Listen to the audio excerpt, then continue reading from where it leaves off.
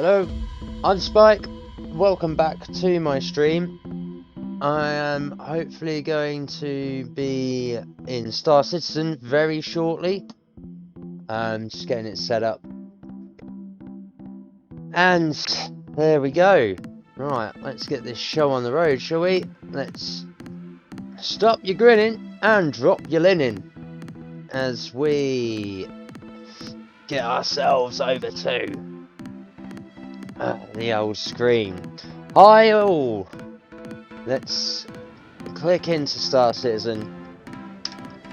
He says, as he now needs to get rid of this. Beautiful, beautiful.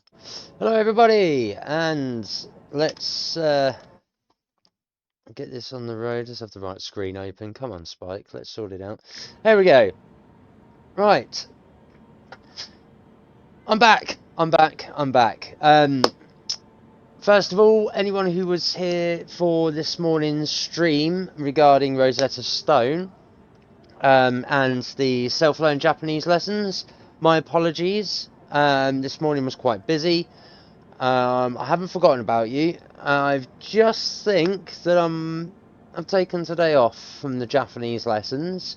One, for consolidation techniques, and two, because despite repairing my or fixing the hotfix that broke the database, I've ended up being very kindly sent a new version, courtesy of my support ticket. So that's going to be resolved if any problems occur again with Rosetta Stone, which is nice. So that I ain't got to worry about that too much. Right now, I've been waiting to get back to steaming Star Citizen.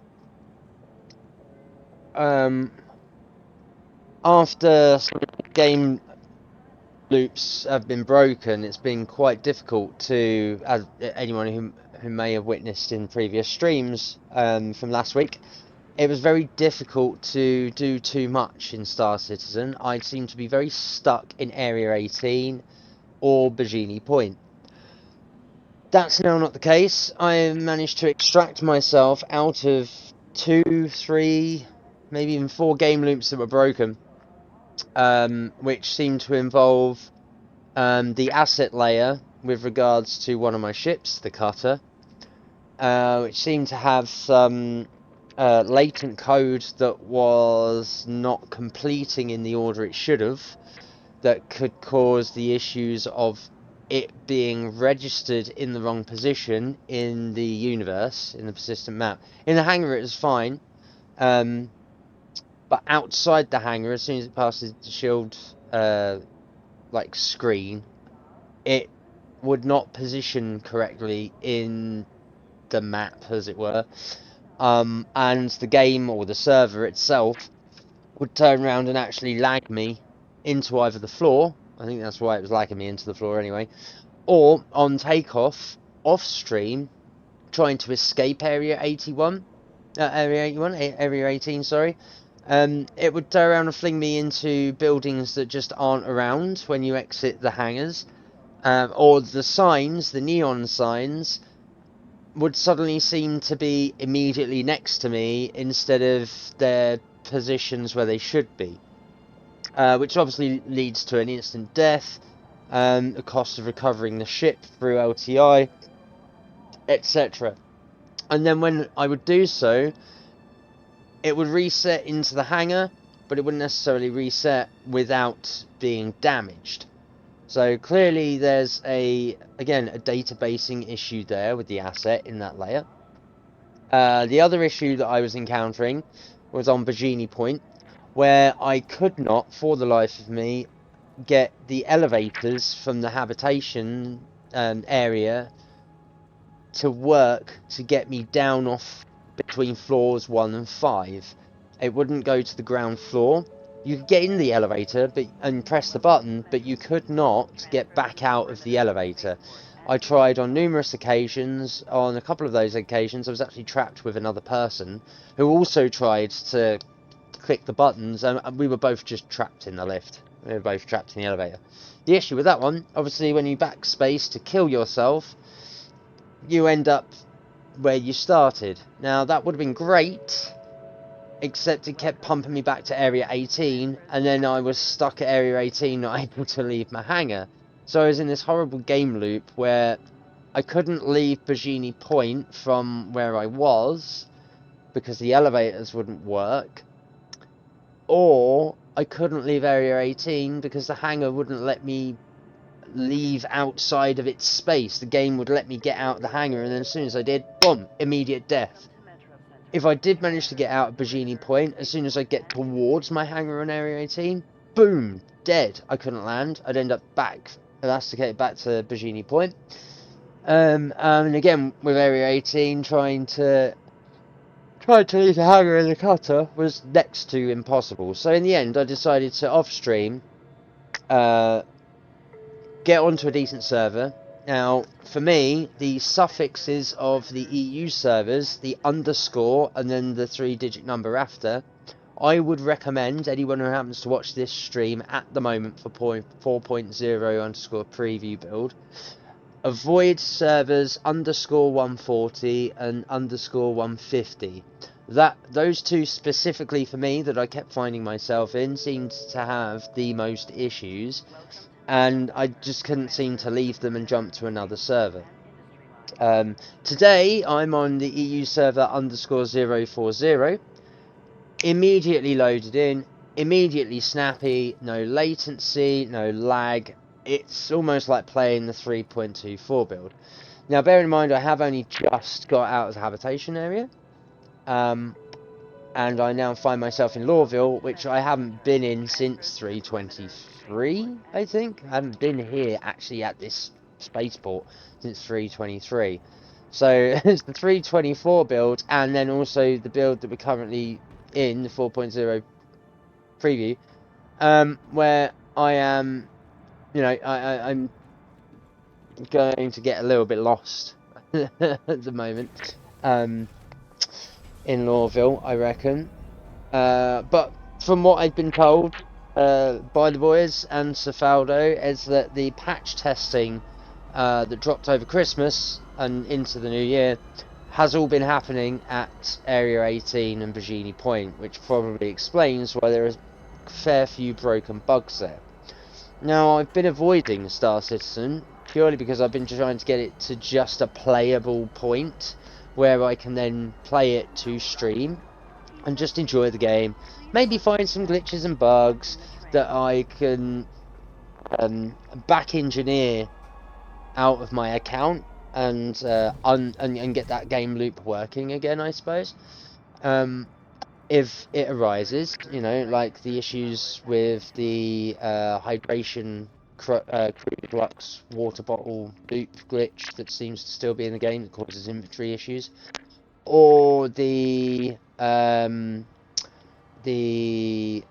localized hangar issue that I was having with regards to the placement of the ship on logging in to a new server, where, yeah, okay, the persistence of where you've landed your ship, they want to have to still happen, but that should maintain for the server that's the same that you've come off of. But if you're going back onto the same server, I think they should still allow a reset where the hangar reclaims the ship, so it's not actually in your hangar. You should still have to call it up in the lift, particularly seeing as, yeah, it's a persistent universe. Having that asset in your hangar then also applies for any other instance of that hangar for every other person, even though in their instance of the game and their instance of the account they may not have to ship, they won't load into the same hangar and find your ship there, etc, etc. But that in itself would cause conflicts because of the way that this game is trying to allow that kind of duplication of an area that only applies to a person's local account, whilst on a persistent server account to allow this to happen, but at the same time not have other people's stuff appear in their hangar, right? So it's all about the layer of asset management, and I think this is where we're finding that the particular techniques and coding that's being used to achieve this is starting to conflict, cause some of these memory leaks, cause some of these bugs and glitches. It's why we can hear other people in their hangars either dragging cargo boxes around when they're doing a cargo mission to complete, using their lift, calling a ship in and out, launching and landing, opening the doors, etc., etc. We are getting the bleed because technically they're in the same hangar now, and that hangar is utilizing the same trigger events. We're just not visually seeing the trigger and the animation within our instance of hangar. So it's like, imagine an onion, yeah? It's got a fair few layers. It's the same instance of the game, but each layer is each person's hangar or instance of hangar.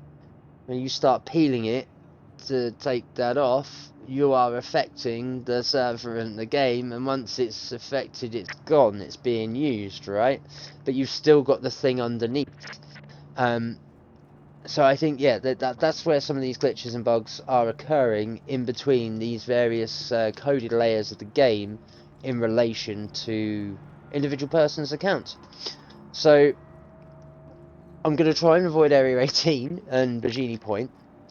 The boys in Cefaldo also warned me, was it yesterday or the day before, that contracts are broken. Now, whether that's fully broken or not, I am yet to find out. Obviously, the last time I did this, I had an individual, server.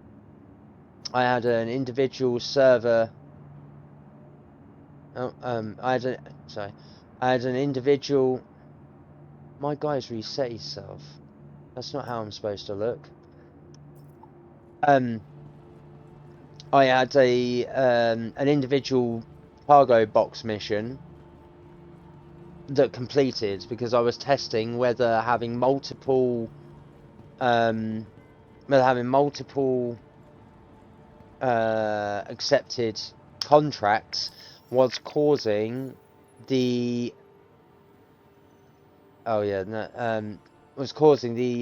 breaking, the non-population of the SKU boxes on the other end, which is a little bit annoying.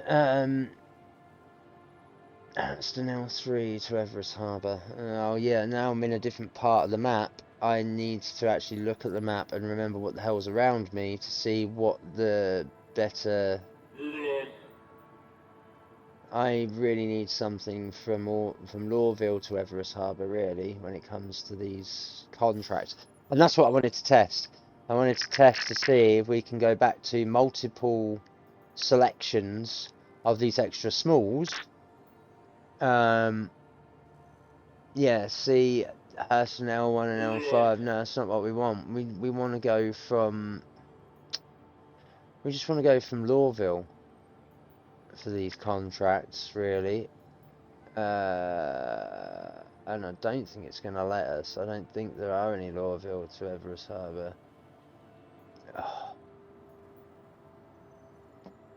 That's why I liked Area 18 and Bajini Point, because they were planet side straight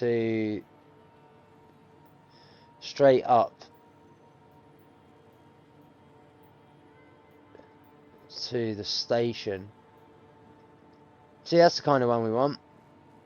It's in the Tesa spaceport, but we don't want. Gotta keep his path clear. We don't want loads of skew.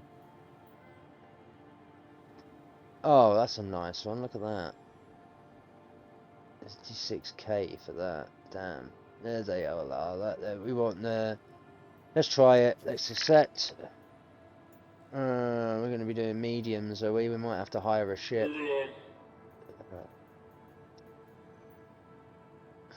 No. Where are we? That one.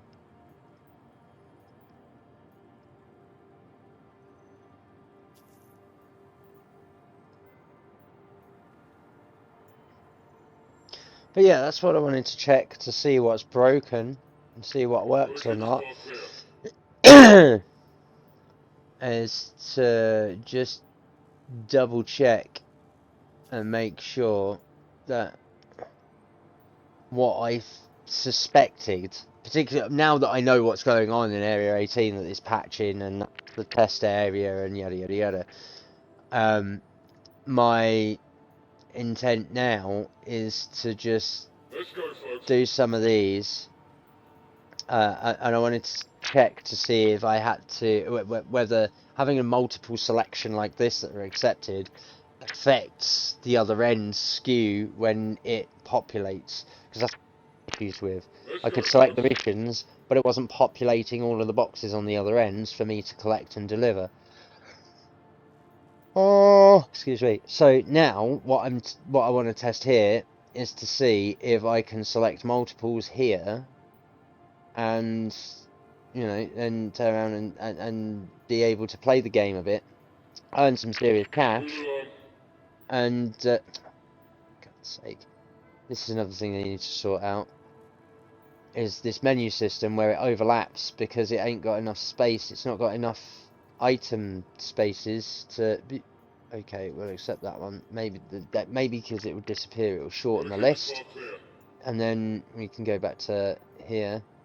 Also, I don't think it should auto change across from offers to accepted. We know we've accepted it. It should come up with an icon like this, please select contract, and just hover and then disappear of accepted contract. We know that we've accepted it. We only need this tab for when we want to see which ones we've got when we're in the ship or whatever, and or see which ones we've got left to be able to select which we want to track. Alright. There's another one. I'll take that one. So we've got 6 there. We're going to keep going. See, we've got the haulage ones for Bajini, but we can't do any Bajini ones because Bajini is broken, and technically so is Riker. So I'm avoiding those ones. I'm avoiding any that are L1 through L5. We just want to go from Everest Harbour above us to Lorville. So what I want to do, nice and short backwards and forwards journey. I don't want to be going halfway across a system or to a moon at the moment. Because again, setting these contracts and also trying to build up my credits here so I can get close to being able to purchase the Drake Vulture that I'm after. Which, incidentally, I can purchase here. Hurston is one of the places that you can actually buy that ship. No.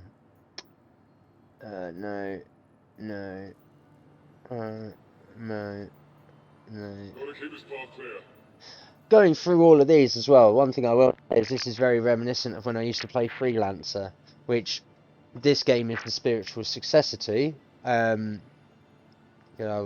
Chris Roberts had his hand in Freelancer back in the day. It was one of my favourite games whilst I was in university. Fantastic. Oh, there's another one. We'll have that one.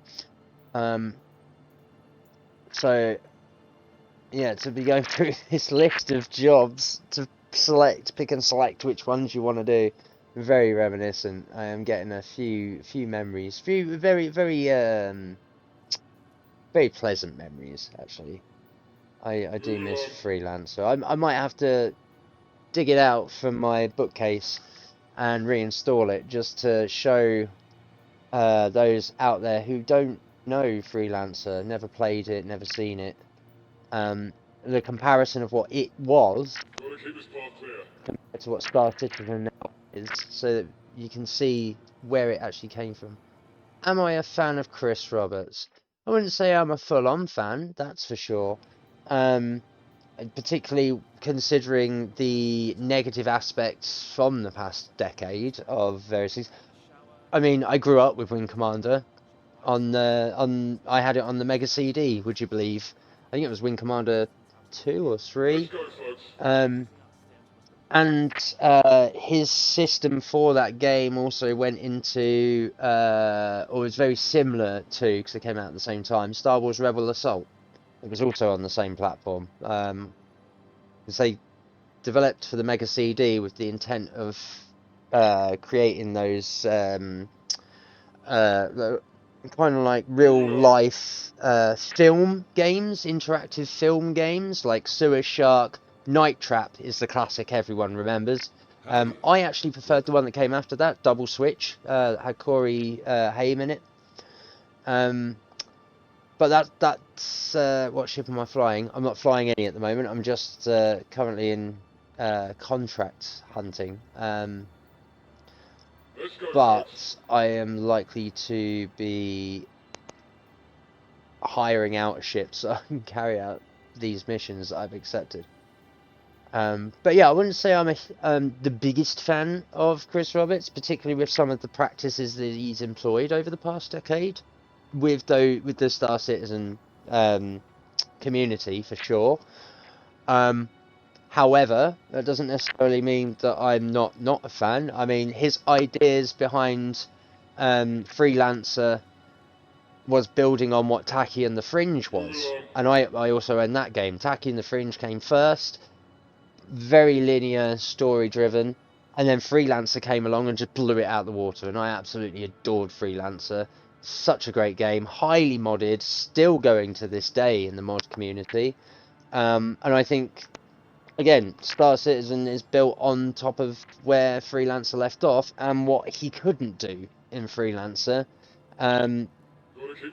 which, when he left that project, obviously he took a lot of his ideas and what have you across and started the whole CIG and Star Citizen pathway, which, props. I absolutely love this game, warts and all.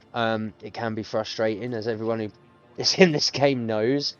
Again, the not so microtransactions in this game obviously can be seen as quite predatory and so on and so forth, which obviously I don't agree with. It's why I'm not pumping money into the game. I've only bought the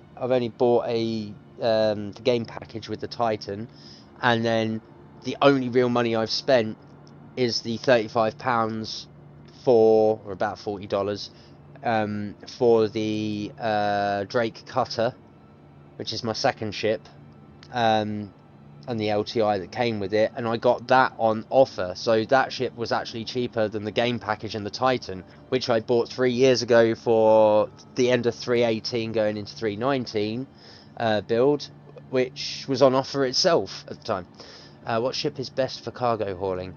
Ooh, good question. For someone who's grinding this game out without a lot of cash, without a lot of budget, I'm trying to document and show that this game is playable without having a ton of money to pump into it, and obviously without a huge following on any of my Twitch channel or my YouTube channel to help fund it through AdSense or anything like that. Because I'm not even affiliated, and I'm nowhere near being able to make money off anything there. So I've been doing a lot of single SKU and up to 12 SKU cargo missions in my cutter. It has a 3x2 high clippable grid, so you can put 6 down the left hand side, and then the right hand side, the gantry way to get into the ship, it's your only entrance in and out of the ship, obviously, so you have to keep it clear to be able to get in and out of. Now luckily it's just wide enough that when you've got the grid clipped boxes, the wall of 6, so 3 and 2, you can actually also do the same shape free from being clipped, because obviously there's no the amount of runs in a cutter to make any money is crazy. Oh, is it?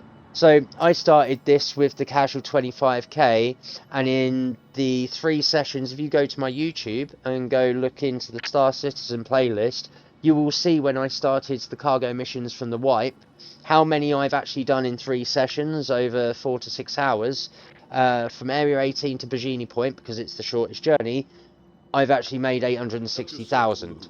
So because it's a small amount of money, the 50k, and we're only able to transport up to 12 single SKU boxes at a time in it, 6 of which are clipped to the grid, versus the 6 that you can put next to it and still have a gap to get out the door from the cockpit to the back door without getting stuck. It is doable. It's not great, don't get me wrong, and it limits you to the contracts you have to look at, which is why with these, the accepted ones I've selected are all Everest Harbour's Teesside Spaceport at the moment. But imagine that said Riker Memorial Station to Bajini Point, it'd be a 6 SKU I'd be doing, an 8 SKU I'd be doing, not these huge numbers, I'd only go up to the 12 SKU obviously. What is the best way? I'm not suggesting it's cargo hauling at all. What I'm doing is trying to show that this game is grindable to get ships that you are after without spending money in the game, bar from the game package purchase that you need to make to get a ship and the game to play it, right? So for minimal investment, I have purchased the game package and a Titan that came with it. It was about 35 quid at the time because it was on offer. This is 3 years ago, right?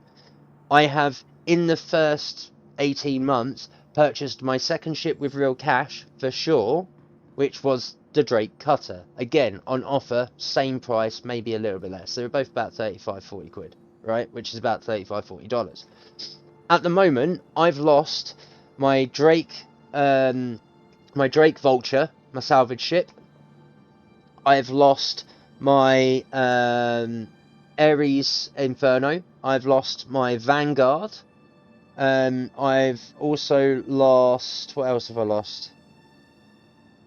I've lost another. I know I've lost another ship, and I now don't have one of the limited ones that they give you to test out. Right? What is the best way to grind money in your opinion? At the moment, from the people that I have who do play this game, like Cefaldo or the Discord guys that he plays with, they recommend ROC mining. ROC mining and potentially salvage. Maybe not ship salvage though. You want to be going for like minerals and you want to play the stock market in this game essentially. Imagine it's like Elite.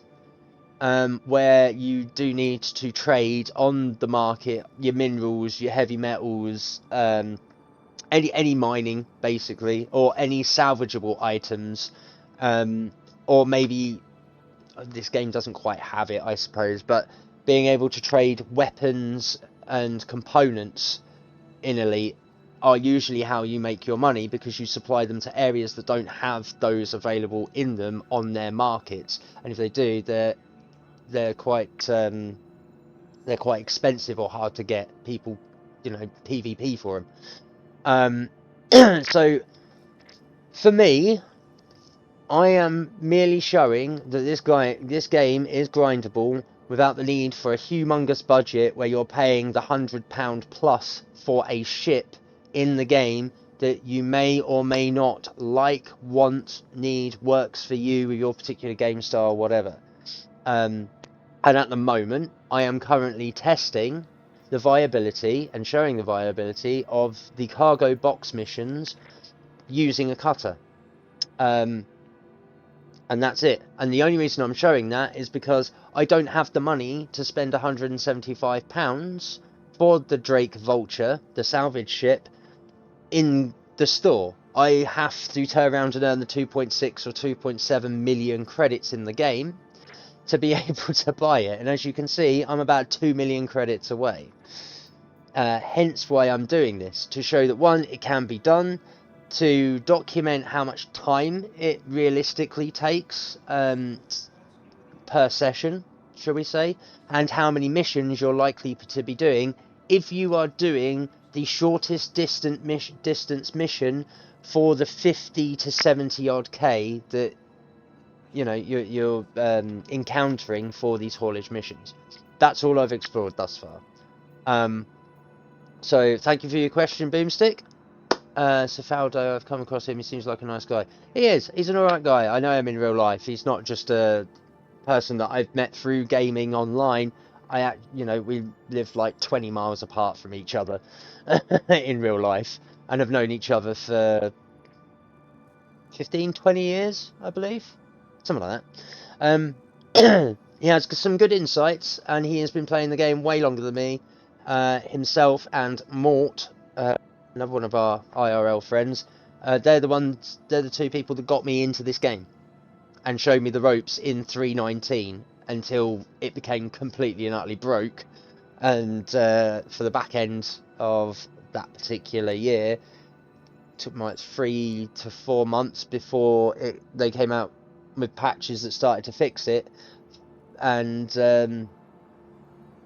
just before they did the 3.20 build that then actually fixed the game and I could start playing again. Well, I did start playing again in 3.20, but I still had issues because they hadn't really built much support for the pipeline methods that AMD users utilize with their hardware.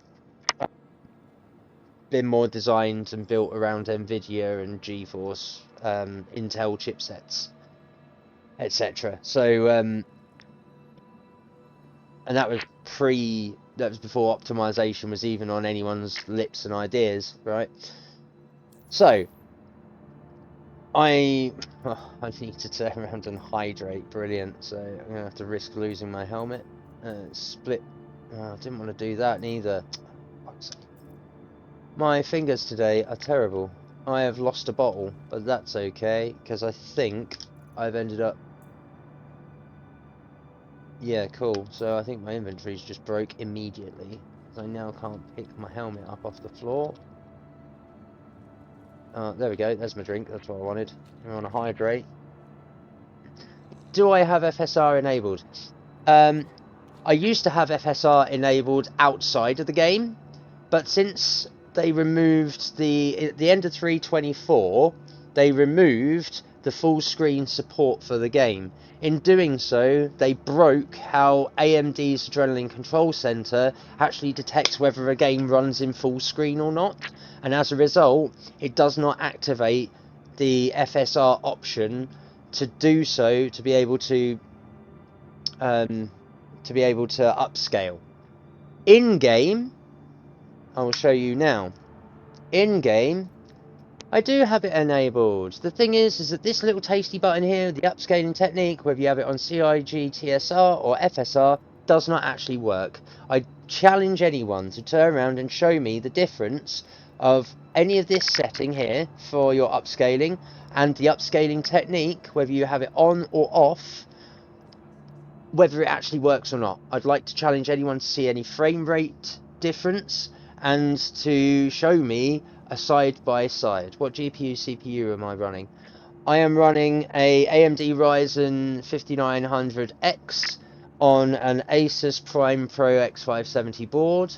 I've got Corsair Vengeance 64 gig of RAM, and I have a Power Color ATI Red Devil 12 gig graphics card, which at the moment runs this game fine. Yes, I do 1080p in this game, and I used to upscale it using the Adrenaline Control Center to recognize that the game was running in a lower resolution than my native, so that I could get the upscaling technique for my ultra-wide 34-inch curved screen gaming monitor at the 165 Hz that I'm running. What was this GPU again? Sorry, I didn't catch it. Oh, it's a Power Color Red Devil 6700 XT. It's the 12 gig variant, not the 16 gig. The reason being is I had built this computer in COVID, at the very end of COVID, and the 16 gig versions of most graphics cards were not available. I also didn't have the 1,065 quid to purchase it. I only had the 800 to get this 12 gig variant. But I can tell you right now, when previous streams, there's 64 or 65 videos on my YouTube channel, and you will be able to see the ones that are spikes twitching from April last year going into the end of last year, or into the summer of last year. I was able to upscale from 1080p to the full 1440p and run at 120 FPS plus. No stuttering, nothing. Everything was crisp, absolutely brilliant.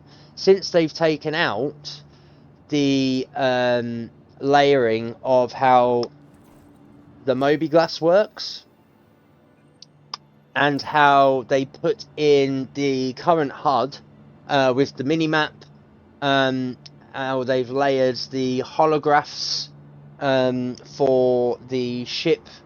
Oh, some cunts nicked my fucking helmet. Assholes.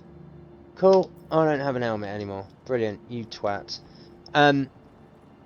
Since they've done those things, the font size of those items for the game is now locked to your operating system's native resolution, which is why when I do this, it's in this box, right, in my screen, whereas it should be stretched to my full resolution, right? It's sort of here. If I was to use my camera, yeah, it's sort of here.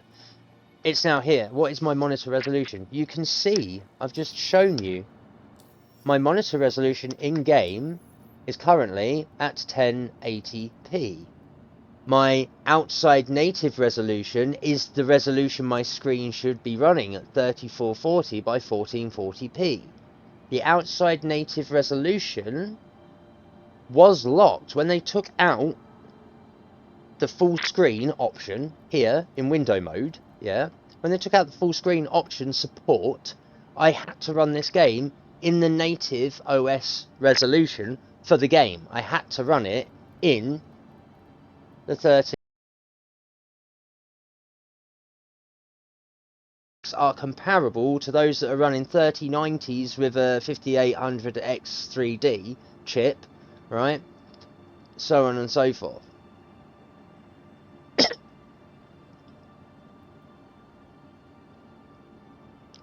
So the resolutions have nothing to do with it. The issue is that the upscaling technique in this game between CGI, TSR and FSR, regardless of upscaling quality and what modifier you use, these options don't actually work because I cannot tell visually any difference whatsoever, and in the console doesn't actually output any difference when you change these either, whether that be code base wise for using commands to turn around and ask the game if it has an issue, if it makes a difference or not, and whether it changes the quality of any of your shaders that it's loading. Also, it doesn't turn around and change your frame rates. If you turn around and benchmark your frame rates using the display info command, it doesn't actually make a blind bit of difference what these settings are. Also, another thing, since I'm mentioning the full screen report that's disappeared, that they took out and have since put back in because everyone complained about it, purely because everyone runs different sizes of monitors and also wants their own choice of what resolutions to run in the game and versus the operating system. CIG's response of all full screen games these days now running full screen borderless is not an excuse enough to remove the legacy option of being able to run in a locked full screen that's independent of your native resolution. You should be able to run a program in your operating system and then choose what the program's resolution is on top of your native resolution. Right? They should not be making that choice for us just to run their game. Right? The other thing as well, since taking out the full screen option, as previously mentioned, whether this is full screen or borderless, it does not matter in Adrenaline Center what option you have with regards to using the FSR upscaling technique, the super resolution technique. So it does not, the AMD control center for most AMD users, from what I can tell, can now no longer have the super resolution engage because AMD's Adrenaline Control Center no longer recognizes that this game outputs in a full screen mode anymore. So it just stays inactive, which means that we, AMD users, cannot upscale technique this game at all. Nvidia's do it straight out the bat automatically. It's hardware based, not software based. The issue is that with that you cannot turn it off, as far as I'm aware. It's on all the time, right? I wouldn't know. I'm not an NVIDIA user, an AMD user. But yeah, there are still optimization issues in this game, and their choice of removing the full screen legacy support disenfranchised their AMD player base, purely because it's locked us out of some of the techniques.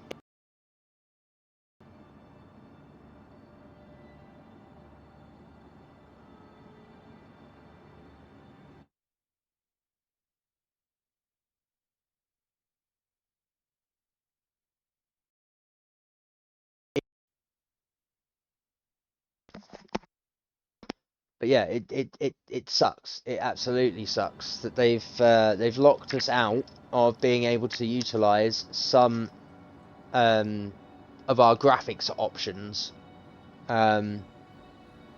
outside of the game.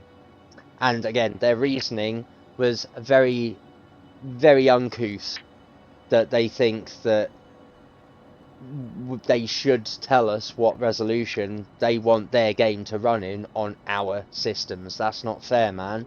Like, imagine all the laptop users. Imagine all the laptop users out there who've got this game running on their laptop, only to find that now they can't run it because full screen support was taken out, and they needed to run in a lower resolution to get the frames desired to be able to play on the hardware. Right? I don't think that's fair at all. So I'm glad that they've put it back.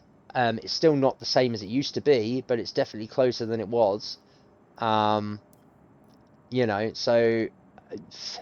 swings and roundabouts, you get that with alphas, and the feedback alone was enough to turn around and put it back in the game. Fantastic. But as it stands, not the best move. Boomstick, we'll have a good one going to earn some money. Alright then, chap. Absolutely awesome to have had you come jump into the stream and chat. That's fantastic. I'm glad that you came and asked some questions. I hope you come back for some more. Yeah, I look forward to seeing you around again soon, or even maybe in game. Who knows? Who knows? Who knows? Hey there, stranger. Get on in here. No, I am in here. What do I want to do? I kind of want to rent a ship and do these box missions all in one go, you know. But this is to purchase. I just want to rent the ship, right?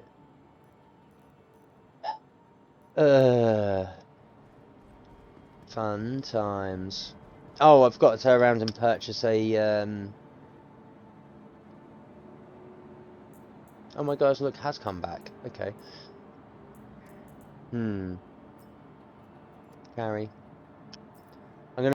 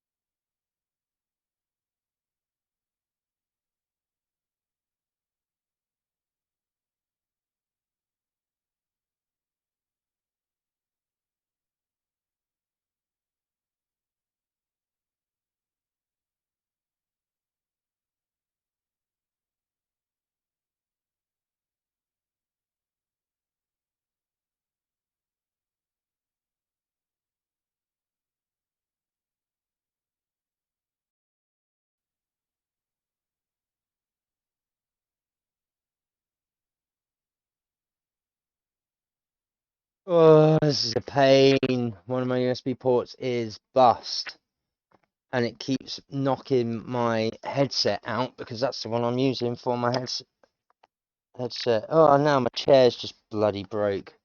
Cool. All going on here. All going on here. Okay, so now why do I not have... I now don't have audio. Why do I not have audio for the game?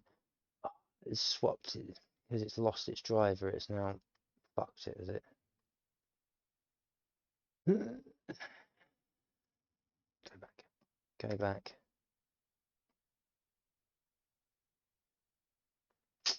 Brilliant.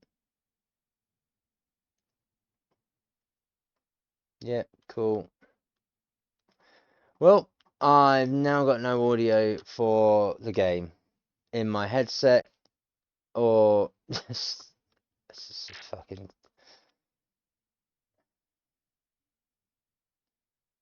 I'm not impressed. I wanted to get on with these box missions. Now I can't. It's fucking...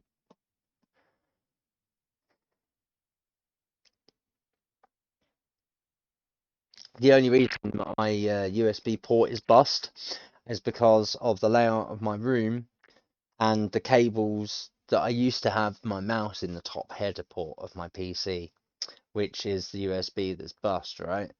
And it goes across a space about this wide from there to my bed, which is like literally just here. Yeah, right. Here's my mouse. Cable goes here towards where the camera would be. That distance, yeah, about that distance, that cable distance stretched out, goes from where I'm sat to my PC, and my daughter runs around my bed to this side of the room, and being autistic, occasionally forgets there's a cable in the way and just runs into it, which of course just yanks it out of the PC, and that's what's damaged my USB port. Without taking the entire front header off from underneath that panel and removing the USB port in question and looking at it and seeing if I can either fix it or solder it or something, it's dodgy, and the only way to get anything working in it is to put a guitar plectrum, one of my guitar plectrums, wedged in behind whatever's plugged in. Oh, for God's sake. Apparently, I'm offline with Star Citizen, and that's why it just decided to fucking crash. Cool. Cool. Here we are. This is what it's like. What the hell? I think my game crashed during first load. CTD'd. So it took me to get into mines, but I'm pyro rock mining now. Cool. It's good to know, Cefaldo. No, I don't want to do that. I want to do this. I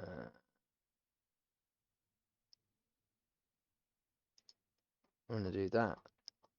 That's the one.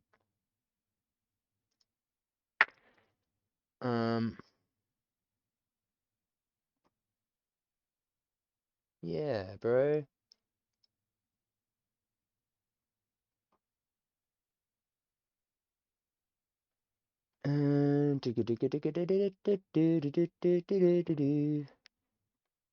Oh, yeah, we'll have that. Shout out to Boomstick550. Thank you for putting me in your Star Citizen streamers list. Or your latest followers, anyway. Much appreciate. Very, very much appreciate that. Thank you. So, yep, shout out to Boomstick550. Go check out the man or woman. Whoever it is over there, repping up the Star Citizen. Gotta love it. Have a good one going to earn some money. Yeah, I'm going to earn some money very, very shortly. Now, hang on. Let me just double check that my audio is now properly working.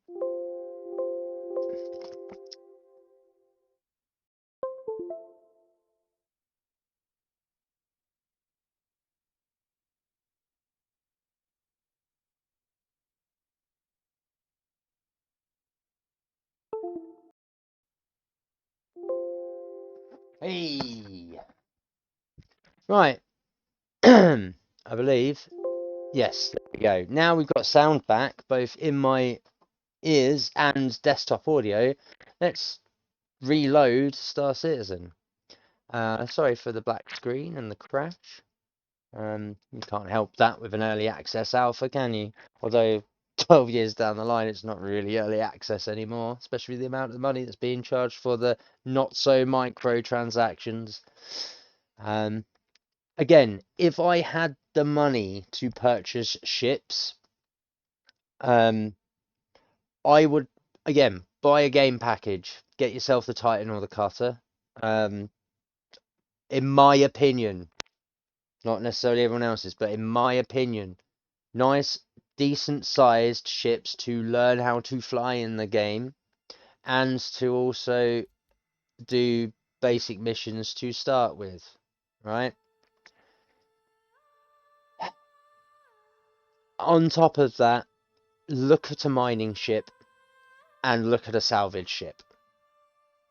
They are going to be the ways to earn money in this game. It's doing for PvE. That's what I would go for. Get yourself your game package with a ship that can do cargo runs, got cargo space in it and stuff, whatever, whichever one you like. I recommend one with the biggest amount of skew grid in the back, if possible. My choice was the Titan. It was on offer at the time. It's a nice small ship. It kind of reminds me of John Crichton's ship from Farscape. That he does the over to the other side of the galaxy in.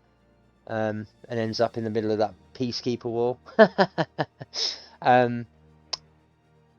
Which is partly the reason I got it, because nostalgia. You know, I love that show. That was a great show. One of Jim Henderson's last masterworks with his company's puppeteering, animatronics and stuff. Anyway, so yeah, get yourself a game package, get yourself a ship that you like, that has got a decent amount of skew in it, so you can do some missions and holds gear in the back. Gets you used to the game, get yourself used to running around and finding out where things are, how vast the game is, how much you're going to be having to refuel and all that jazz. From there, I'd look at either salvage or mining. Salvage because you can get some materials from it, not just going and salvaging ships. Mining, that's definitely for all your minerals, your rock, etc. That's more for refining and making larger money. They're probably the two routes that are going to be the most docile ways of making money in this game. That's what I would recommend. Unless you're going to do like they do in Elite, and like it used to be when it was back on the Amstrad, where trading commodities was the only way to make money. You can do that in this as well, but you really need to be paying attention to the market prices of items in a lot of locations, which fluctuate not just daily. They fluctuate every couple of hours or so, based on what everyone does in the persistent universe and in the system that you're in, on the server that you're on. So don't need to do that. But yeah, that's what I'd recommend. Hit up salvaging and mining as soon as possible, because they're going to be your bigger money makers than the cargo ships or some of the combat missions and all that sort of thing.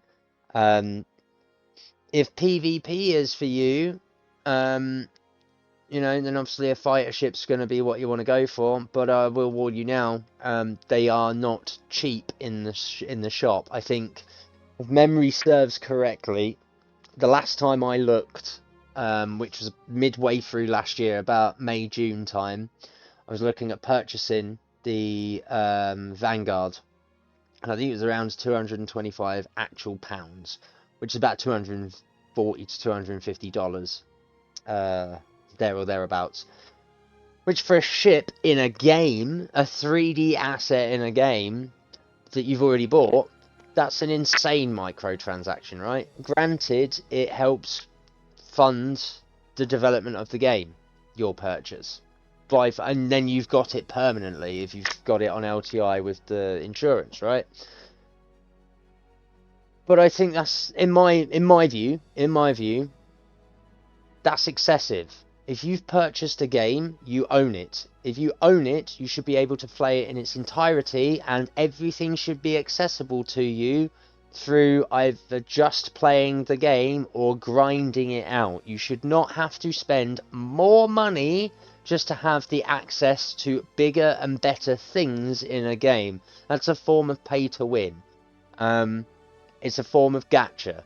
Not a fan, right? So, and considering the prices in the store online for the items in this game specifically, they are astronomically large. Stupidly astronomically large, to the point where it's almost comically ridiculous. And hence why a lot of influencers you will see online, who aren't invested in this game necessarily, but know of this game, will call out its bullshit in that regard, and say it's ridiculous. As a player who loves the game, I too believe it's fucking ridiculous. What can I say? However, I'm also someone who can't sit on both sides of the fence, in a way, because I have purchased one ship, my Drake Cutter.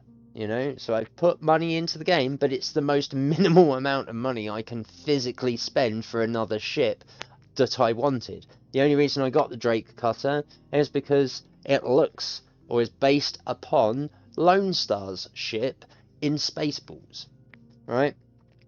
It's just, you know, CIG's version of it, and tarted up to fit this game's atmosphere, stylistic choices, etc.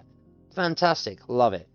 I don't intend on spending any more money in the store to be able to play this game. The whole point of my streaming this game, warts and all, is to put across this view that, and my progress, that you should not have to go to the store and spend to buy a ship that's 100 quid or more just to do something in the game. You should be able to sit here with one ship, or in my case, the two ships I have, and be able to do missions. Yeah, okay, you'll be limited, but you should be able to do enough missions in a game session to earn a considerable chunk of money towards being able to grind out the money you need for the ship you want to purchase on the in-game credits.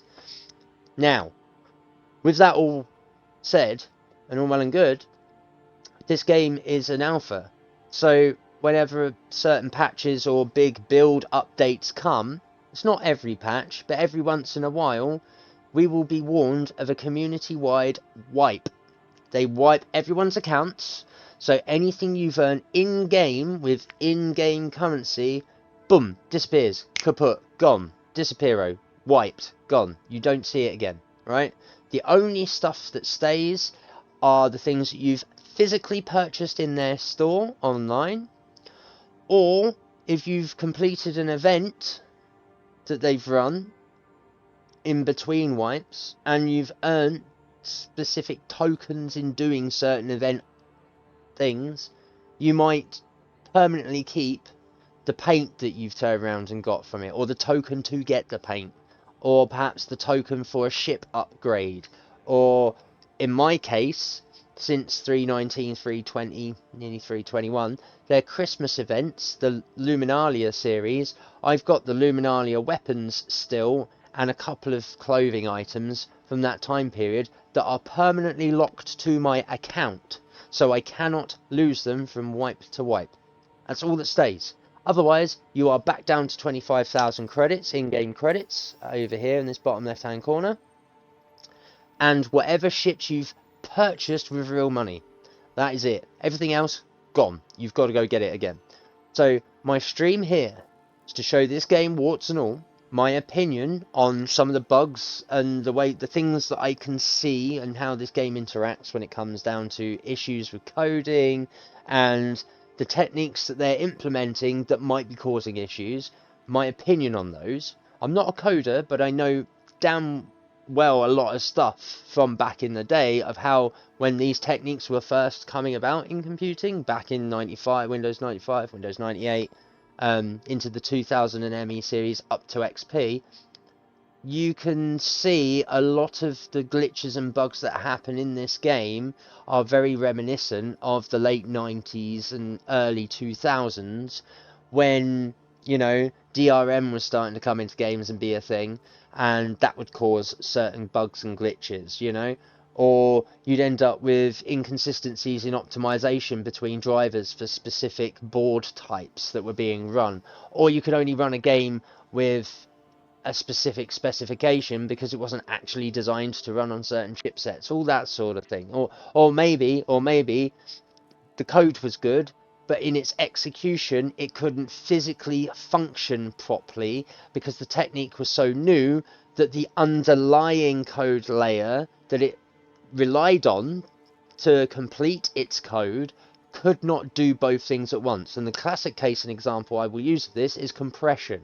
Compression techniques, when WinZip and WinRAR were the first two things to come about and make the ability to make a file smaller than its actual size on a disk, right? That technique was very difficult initially to be able to utilize correctly, where you weren't. How many people remember when they first came about? You'd get a WinZip and immediately the thing would corrupt and that's it, file dead, you know? Well, part and parcel of that is the way that permissions work in operating systems, in how you write to a file and read from a file, and how in doing so you can only compute one order of code per action, or per operation, sorry. This game is relying on writing to an openly read-only file system and then databasing it. So it's having to turn on and off the read-write-only flags all the time, per line, per file, per asset, for each individual, for each server, for the persistence of the universe. It's an incredible undertaking. It's phenomenally difficult to do something like that on this scale, and they are doing it. It's fantastic. That's why they've developed their server meshing techniques, to be able to do it across many servers, many shards of servers, and then for all the materials in the game, all the assets in the game, all the areas in the game, etc., etc., etc., and to make it as efficient as possible.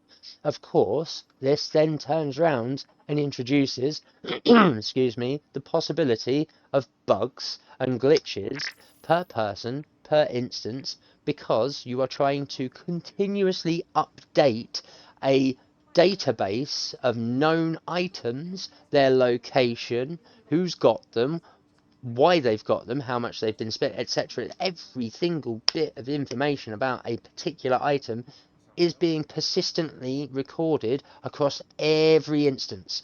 That's massive. That's absolutely massive. And it's no wonder that in that case there are issues with the synchronization between your local account and the server account, between what's going on for you versus what's going on for someone else, versus what's going on the server that's trying to keep up with it all and tell you all this information. It's incredible. And that's why I find it fantastic, because it really is stretching the bounds of what we can do code-wise, technology-wise, etc. But, as mentioned, just because of this doesn't necessarily necessitate that the fan base should still be supporting through expensive store purchases the development of said game. It should now have more outside investment, more people interested who actually have large chunks of money to just, be involved with and support it. And that's where, influencers are to inflate the game and some of the practices. This is where you'll start to see the player base as well, not necessarily turning on the devs, but certainly being very unhappy about a lot of things that either do or don't work, that should or should not work, and we want a game to be finished, right? And it's been, what, 12, 13 years. Now, granted, I've only been involved since 3.19, in the past three and a bit years, right? On and off. But with where the game is now, I am fully invested. To the point of full investment being that I don't want to be spending a ridiculous amount of money to be able to play this game in any capacity, because I've spent as much as I'm willing to spend. I should now be able to use what I've got to grind out what I want in this game, and then to be able to access the other parts of the game that are going to make me able to progress, right? So that's my take on this thus far, and where I sit on the fence as it stands. And as a result, I am documenting and showcasing this as it is, with those viewpoints. Put or lump it, each to their own. I'm not going to knock anyone who has a different opinion or disagree, or I'm not trying to persuade anyone or dissuade anyone actually from anything else other than go figure it out for yourself, go try it for yourself, go make your own assumptions, etc, etc, etc. That's fine, you do that and you play it how you want. If you want to spend a load of money on the game, that's fine. For me though, I personally think that once you've bought a game, you own it, and you should be able to play it in its entirety without having to buy anything else to be able to play the game any further, or to access things any further, and for me, just the act of ships being as expensive as they are, there are ships that I do want to buy, but I'm just never going to have the budget to purchase them. Also, I'm not going to spend that excessive amount of money on something that is digital. Like, isn't that what the whole issue with NFTs is? You're trying to invest money into an object that is digital. You're never going to own the physical copy of it. Why are you paying that much for a piece of digital art? Now, granted, as I said, the model is that you are paying for the people who have worked on said model and the assets for that ship or whatever. Fine, granted. But they still get paid for their work, and it isn't coming out of what I've just turned around and bought in the shop, right? At the moment. That, and I doubt my pesky small change is really going to make that much of a difference to the coffers of a 780 odd million dollars worth of budget that CIG have had now to make this game over the full course since its crowdfunded state, before it even started. So it is what it is. Each to their own. You make up your own choice in that. But for me, I want to show those who are skeptical, those who might come across my channels, my live streams, etc., that it is entirely possible to just buy a game package and grind this game to get to what you want, where you want to be. That's all. And again, doing it with warts and all. I will discuss the issues that I see and find, or that we witness on stream when I'm playing. I will discuss my specification and the issues that I've found. Not just, like, with the game itself, with the lack of optimization that's only just started to roll out and come in, but, like, some of the workarounds I've had to find to be able to have a set of settings that work fluently and fluidly to give me the kind of performance I'm after, with the kind of look that I'm after on the type of screen that I'm running, the type of latency I expect from my machine, to be able to get this running and looking as good as it does, and at a consistent frame rate. Because I found that the frame rates that I can get with my system before they took out the aforementioned full screen from earlier in the stream, that when you're being able to get between 70, 75 frames per second and 110, 120 frames per second, you had, in this game, enough headroom to combat, counteract, and sustain a decent enough playable experience without any glitches and bugs, and to be able to contain any of the troughs and peaks in regards to, say, your internet connection, if it was a little bit funny, and the server's FPS of its own, so that if it did drop or it did spike too high, you or I, in this instance, wasn't impacted. So I have a fully smooth, almost end game user experience, which was like a finished product, because that's what I was aiming for, right? That's now not the case and not possible, as you can probably tell and see from how the game runs now. And that's, again, due to having full screen removed at the end of 3.24 and then patched back in. They removed the legacy support, and then it's instantly blocked out AMD users from being able to upscale outside of the game and run any kind of counterintuitive resolution in-game that is not your native operating system's native resolution. Which is a bit of a shame, because why are they telling me what resolution I should be running just because, oh, every game now that runs in full screen is actually full screen?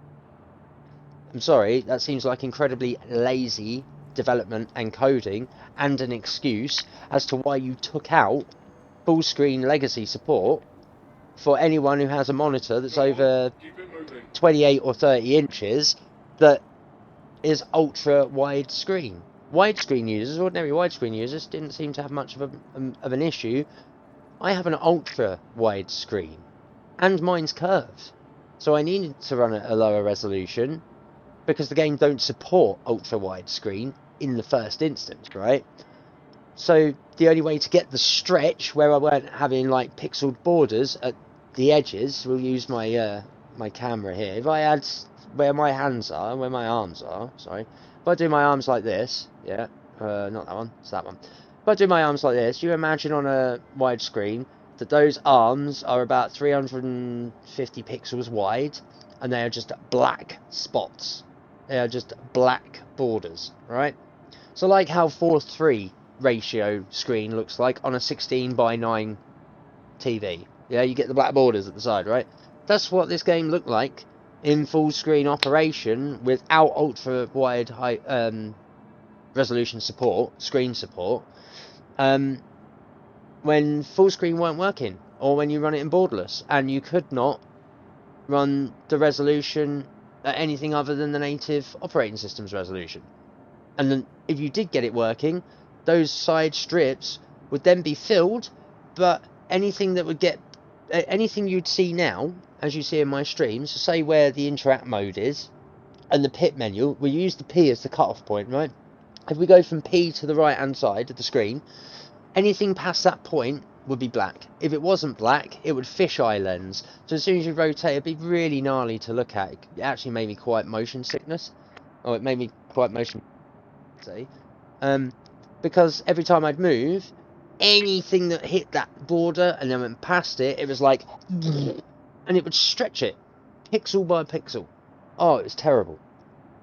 And that's what the furore was with regards to CIG taking out full screen support, whether it's full screen or full screen borderless. Now granted, they put it back in. We are now not locked to the native operating system resolution. You are now able to run the resolution you want in the game, but the full screen support might have been put back in, but it's still not legacy locked. So as a result, AMD users who use Adrenaline, as far as I'm aware, because I'm one of them, my AMD control center does not recognise that this game runs in full screen mode anymore. So as a result, the FSR upscaling technique cannot be deployed. And then also, the in-game graphics option of FSR and upscaling here doesn't do a thing. You change this quality button, you change the aspect modifier, you change the technique back to the CIG's TSR. It makes no difference whatsoever. None. Literally zero. There is no frame rate increase or decrease. There is no graphical shader or texture optimization or anything like that. Doesn't do anything. Not a bean. I have been mucking around with these settings for as long as I've been playing the game. And the only thing that has ever made a difference is the volumetric clouds. Yep. And whether I'm using the Direct 3D renderer or the Vulkan renderer. Now, Vulkan renderer hasn't been in that long either, and as far as I'm aware, still doesn't really work. There's no point using it then. So I don't. I stick to what I know and what does work. I 1080p it because it stretches to my 1440p 34-inch ultra-wide curved screen, and I get playable frame rates for the most part across, and it's the most consistent and most stable of the gaming that I get. It's as simple as that. That's why I do what I do. That's why I'm running it like I am, and that's my experience at the moment for my game as it stands, without proper full screen support and the option for FSR working properly. No, I don't want to buy this vehicle. I want to rent. Why am I not able? What's? Oh, because I don't want to be here. I want to be at the renting table. That's why. So, that aside, now I'm back in the game. I have wrong button. Got to get used to this shit. I'm going back to the contracts. Yeah, all the contracts are gone. Now, contract off again for the haulage. All of these Everest Harbour ones. We can't do this one. This is broke. Can't do Bajini. Bajini is just no. As much as I'd like to be at Bajini and Riker, that's where everything is the most broken, because that's where everyone's patch testing this game at the moment. So I'm avoiding it like the plague, hence why I've managed to unbreak my game loop and come back. It makes more of a difference at 1440p and up. What, the upscaling technique within the game? Again, I've run the resolutions, dude, from 1080p all the way through to max, to match native as well, and there is literally no command console difference in output or display info difference in output for myself in changing any of those settings to do with aspect modifier for the upscaling technique or the upscaling technique itself. The only difference I found with upscaling techniques that did work was when this game fully had full screen support in it, and AMD would recognise it was a full screen running program and upscale it for me outside of the game. Now that doesn't work, I can't do it. It doesn't work in the game. There is literally no difference.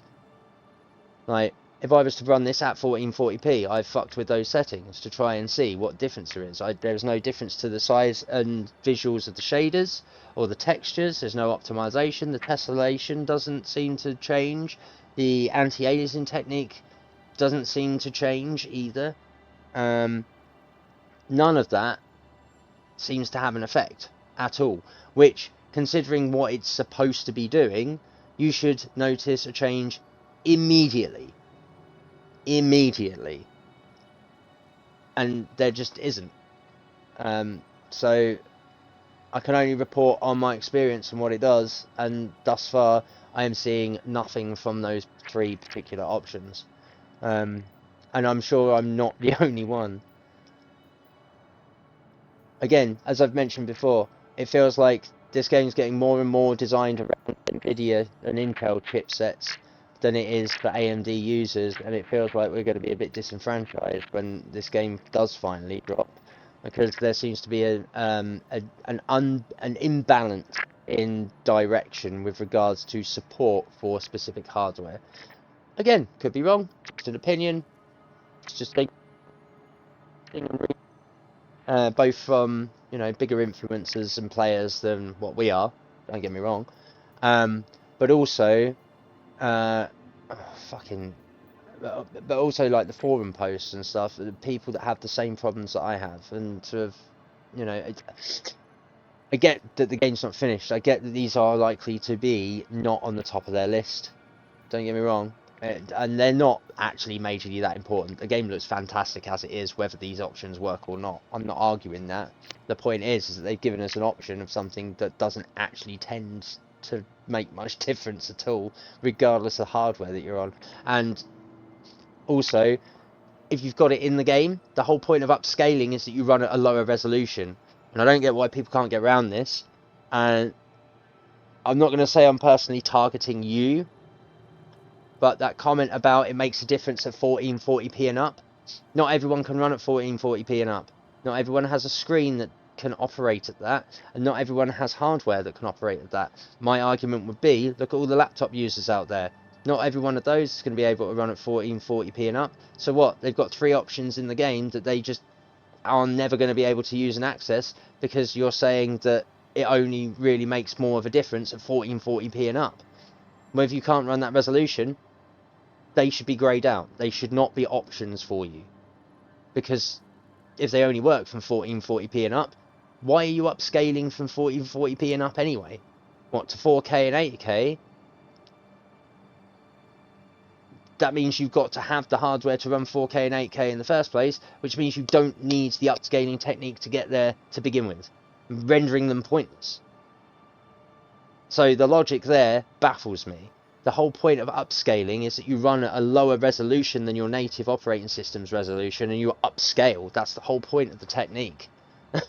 So to start at 1440p and then upscale makes no difference. This is the same argument I was having with you guys in the Fingers Discord over how I was able to upscale my 1080p and get 3.5K resolution on this ultra wide screen and the 100 frames per second plus on less hardware than you guys were running to get your 4K at your max resolutions. Now that's all great and dandy, but no, that's not how DLSS works. Yes, it is.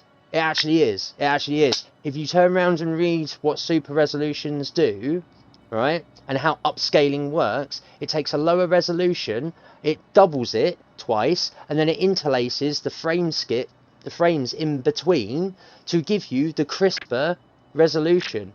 That's why upscaling is called upscaling. It takes a lower resolution and it upscales it to the higher resolution.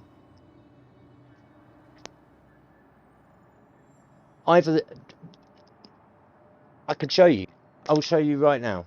I will show you right now what the technique says and does. DLSS is exactly the same technique, it's just NVIDIA's version of it, to what FSR is.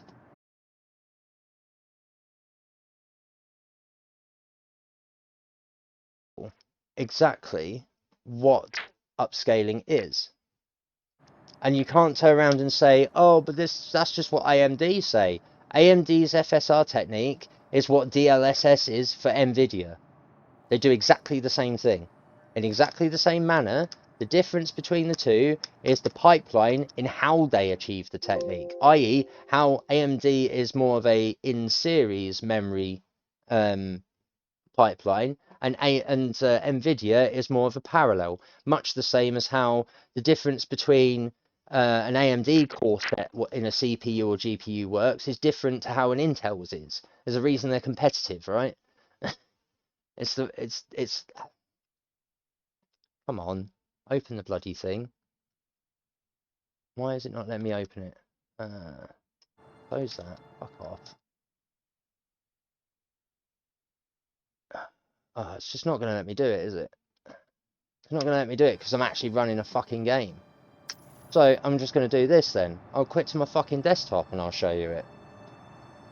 I'm fed up of having to rehash the same stuff because people don't understand how a technique works because they can't read. And what gets me is that it literally says it in the technique itself, in how to use it. It's like you're trying to argue with me how FSR is going to work. Upscaling technique. DLSS is an upscaling technique, right? If DLSS is an upscaling technique, then these should be the same. Oh, come on, why are you not opening? Open for me. Because I'm getting fed up with this.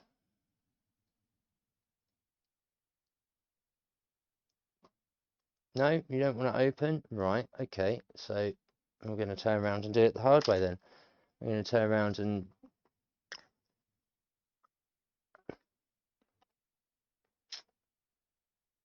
get rid of you. Get rid of you. We're going to get rid of you.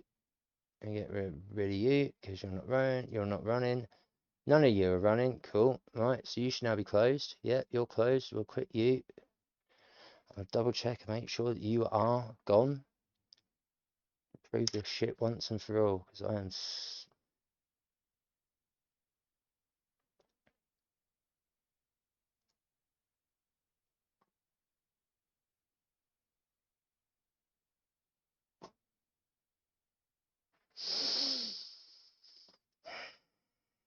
Come on.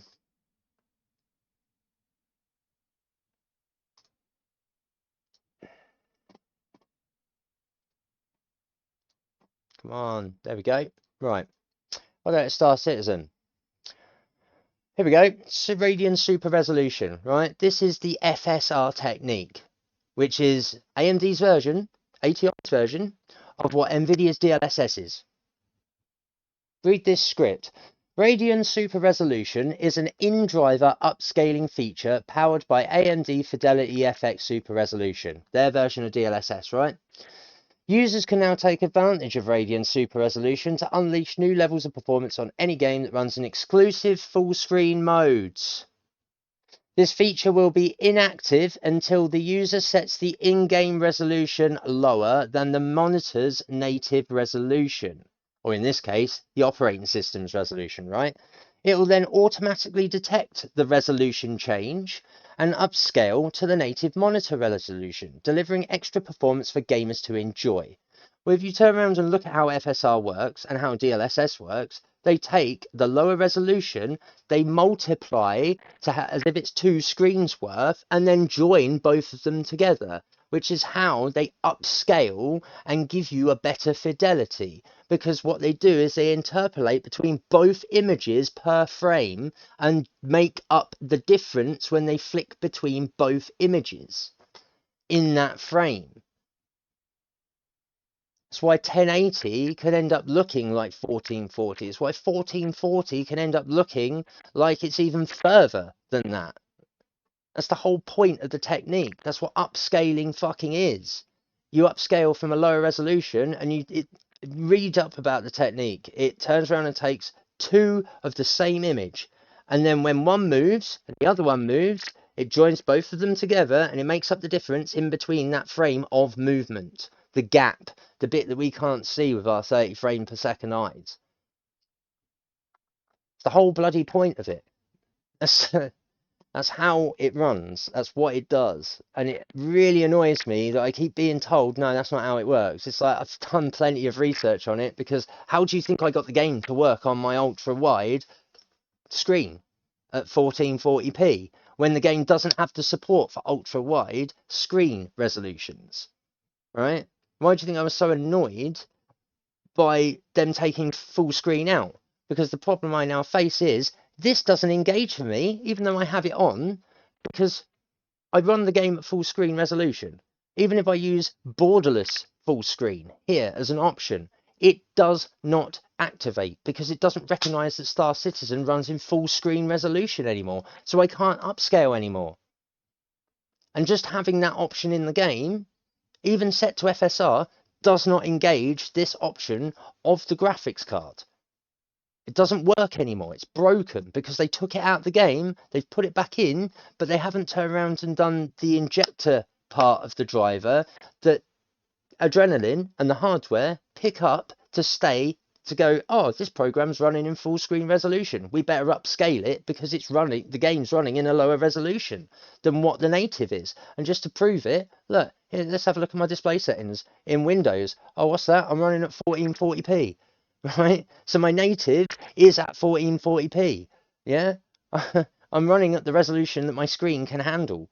It can handle higher, but because I'm scaling at 175% to get this view, so it looks right for my visuals, yeah, this screen can actually go higher than that. It can go to 5028 or whatever it is for 4K. So, you know, okay, so the portmanteau of 3.5K is because it's 1440p ultra wide screen, right? So I don't have 4,000 fucking pixels. I don't have 4K pixels in resolution, right? But it's damn near close to 4K quality purely because I don't have the height.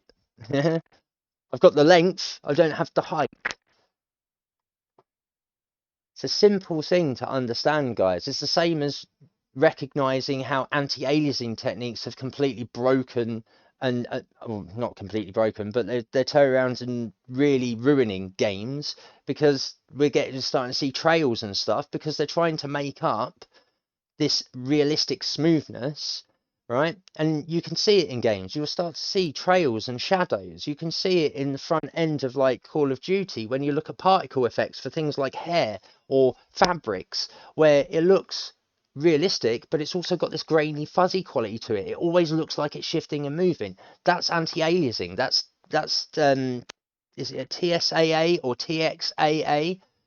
Where it's doing upscaling techniques, but in anti-aliasing. But 1440 is 2K, I thought. Confused now. What?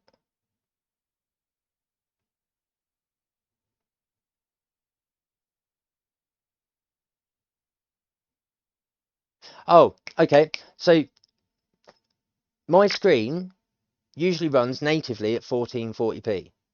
When I was upscaling Star Citizen, using that upscaling technique, this thing here, to fulfill what would be 1440p, my resolution was actually surpassing that, which is why when I went to display settings here, and I'm not scaling here, I end up, this is the highest apparently I can run, right? No, there's another option above it that's 5,000 something by whatever it was. I can't remember. I think it's the 2560 here. And I remember running it in 322, 322 to 323 when I first got the monitor. So I know that it can run it on this screen because this screen is a 4K screen, but I can't run full true 4K. I have to upscale to it. So it's not really 4K, it's 2 to 3.5. But not that it matters, because apparently I'm being told I'm wrong, despite the fact, in AMD's own fucking words, that the super resolution technique does exactly this, and then I can turn around and show you what the technique is of upscaling, where there are images galore and people explaining how you get one image at your lower resolution. This upscaling technique takes that and doubles it as if you've got two eyes, so it's going from doing this to doing this, and then it turns around and interpolates both images, so it's like this, and then any gaps in between when you move, it makes up the difference between the two images as they shift through frames in movement. That's how upscaling works and makes you look like you've got crisper and better running resolution. That's its job.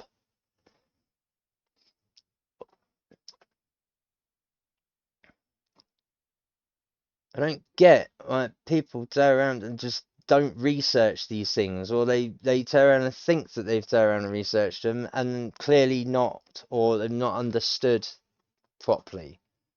Like, it's crazy, right?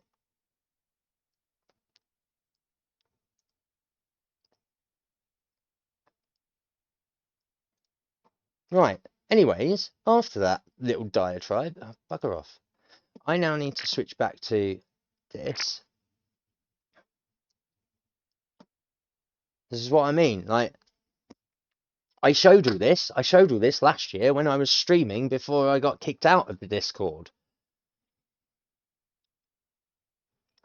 Because I was streaming it and I was sat there display infoing it, and people couldn't believe I was getting 118 to 120 frames per second on my shitty little 12 gig DDR5 fucking graphics card with the frames I was getting and then the resolution I was getting when I was running at 1080p, and I was saying, oh, the game's running at 1080p, but I'm upscaling it to my screen resolution. Oh, guess what? I'm getting more frames than you and it looks better than your game. I wonder why that is. Maybe it's because I know what I'm doing. Like, I built this piece.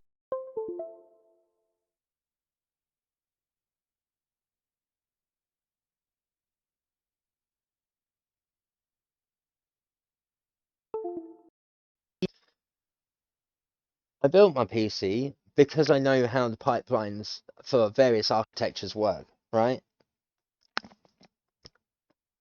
I also don't understand how other people's PCs, they're running them at full graphics and all these fancy settings, and yet they get less performance than I do. It's like, yeah, because just buying the best components doesn't necessarily mean they work well together. It also doesn't necessarily mean that you have enough headroom in your pipeline for it to run at the most efficient rate. No, I didn't get kicked out because I told them how FSR works. I got kicked out for a different reason. But the point is that I get spoken to like I know jack shit, and that really rubs me up the wrong way because I'm someone who actually does know this stuff, and it's like people who don't know it don't want to hear it, so they turn around and pick on you. And it really, really fucking annoys me. It really does. Like, well, I'm just about to get back into it because I had an issue, one with the game crashing, two with my USB port for my headset screwing up and disconnecting um my audio. Thanks for the follow. Thank you very much. Yeah, I'm going to try and jump back into Star Citizen if the front end launcher wants to load. Does it want to load? No, it probably doesn't. But yeah, it really does tick me off that people don't know what FSR or DLSS actually really does, or how it mechanically works and interacts between as a layer between your hardware, your software, the game you're trying to run, and the operating system that all of it is based upon. Well, screw those guys. No, like it it wasn't my server. It was Finger's server, right? Um, and if he wanted to run it that way, he can run it that way. It was just a little bit annoying that rules got made because of what I did, and then I highlighted that nobody else was following those rules. It felt like those rules were just for me. That's all. That's all. That's all that happened. And I got kicked for it over a vote. But again, I feel like that was just one-sided, and let's just not talk about it. It's neither here nor there. They can do what they like. I don't begrudge. Well, I did begrudge them at the time for it, but I got over it. What ticks me off is getting spoken to like I don't know something about something I actually have quite a fair bit of knowledge on, and that I've been doing since I was pre-teenage years, right? Oh, why is this now not wanting to run? What's going on here?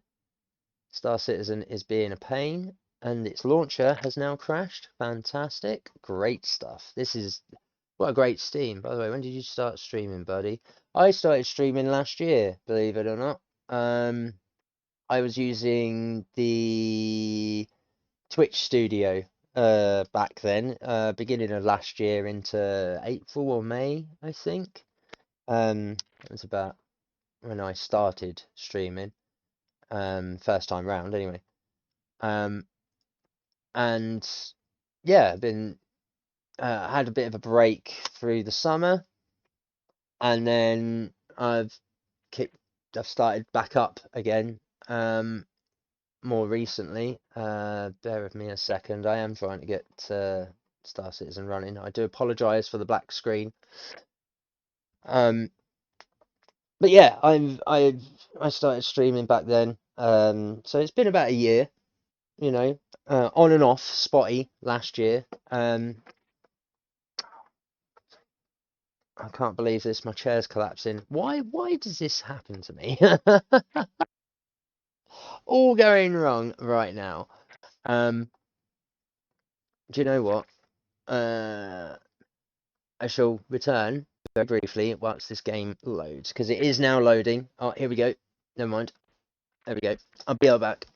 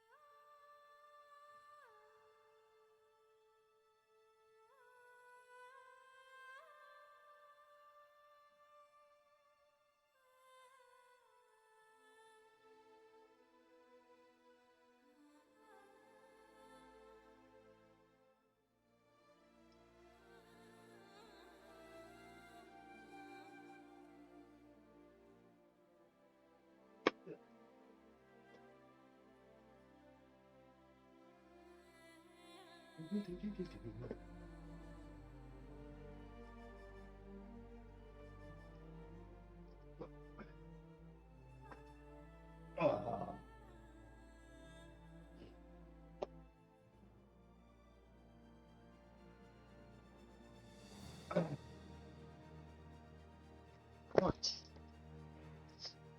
There we go. Just had to replace my chair because, as you can probably see, it's collapsed on this side where my thumb is. So, yes, I use a fishing slash camp chair as my gaming chair. Well, I don't now because it's just collapsed on me. This is not an ideal setup. This is why I need better stuff. What? That's nice. What are the goals you want to achieve on stream, man? So at the moment, my goals are to try and get followers and build a community. I'm a bit of a social recluse, so I'm trying to, try to build a community of people to talk to, play with, share experiences with. I'm also a musician. I don't know if you can see, these are headstocks to my guitars. There's several guitars. I'm a musician, really, by trade. And I want to go into... Well, I'm in a career change at the moment to become a music therapist for those with neurodivergencies. So, and mental health. So my stream is to showcase gaming and to make friends and socialize that way, and to build a community to raise awareness about mental health issues and to showcase my music, man. Like I say, I'm a musician by trade. I want to showcase my skills. I want to turn around and really make money from music, to be honest. You know, I've got my own production set up and all that sort of jazz. That's what my self-employed business will be doing, and I'll be showcasing those talents. That's why I've got a Twitch stream. That's why I've got a YouTube channel. By all means, check those links. Come have my Discord. You know, it's all on my page. It's all linked up there. Just slowly tying it in. So yeah, that's what I'm trying to do, is just make friends and find like-minded people, really, to just chat to, because I don't really have too many friends, I suppose, in real life, and those that I do have are very precious to me, but I don't get to see them that often because either they're too far away or, like I said, I'm a social recluse, so I don't really go outside because I've been a very damaged person in my life. From various people, various women, so, you know, abuse is not something you turn around and take lightly, I suppose. It really does change a person. What am I going to do in Star Citizen? The same as what I was describing I was going to do in the first place. It's try and test to see how broken these cargo box missions are, considering Sir Faldo told me that they are broken. Whether that's just Area 18 and Bajini Point, or whether it's system-wide in Stanton, I'm not too sure.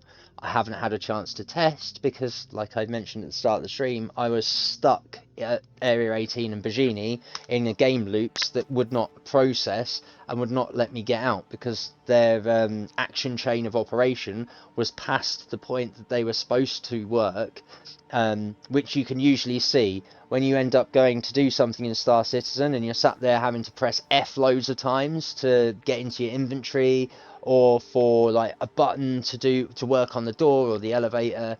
You know, that's when you can see the latency of what you are asking the game to do, the operation, the code operation, versus when it can turn around and respond to you.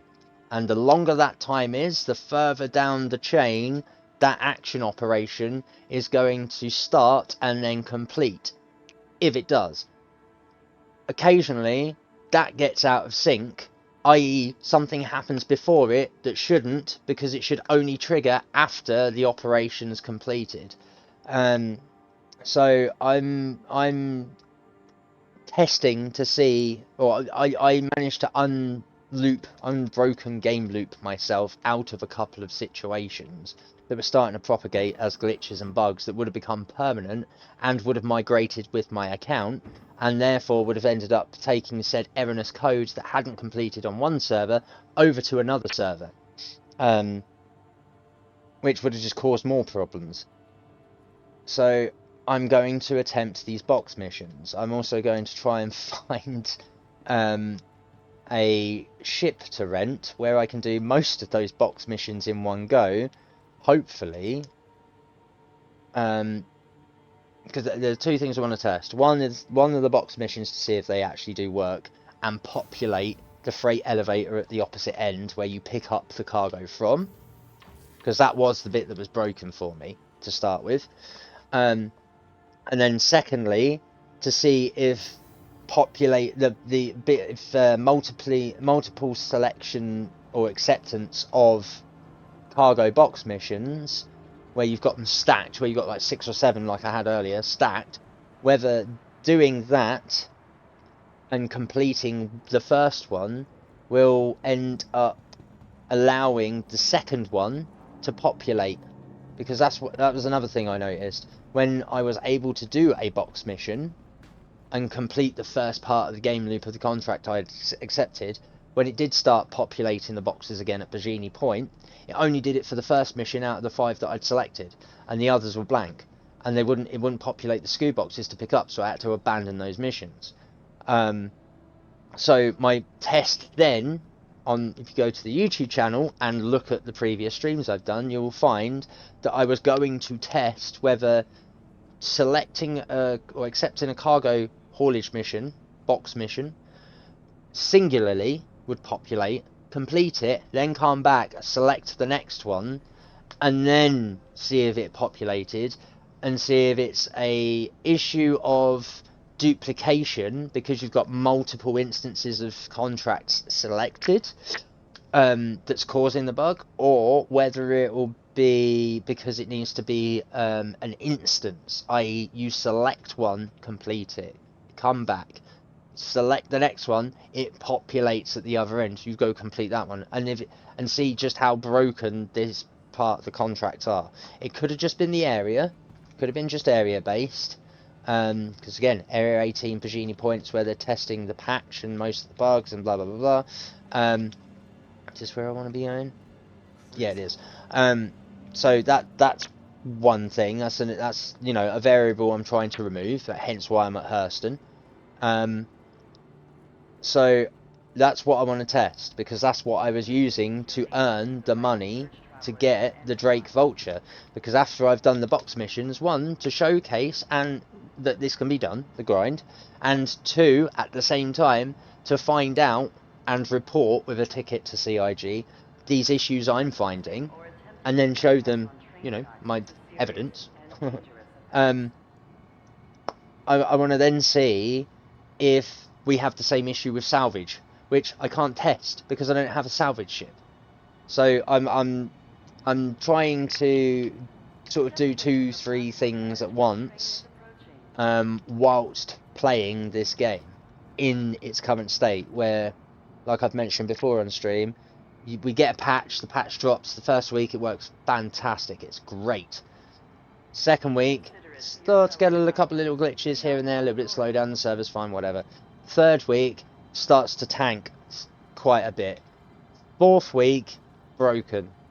Going into the 5th and 6th week, there are areas that are literally unplayable, and things are broken for loads of people, and it's not just in the one area or in the one section of things.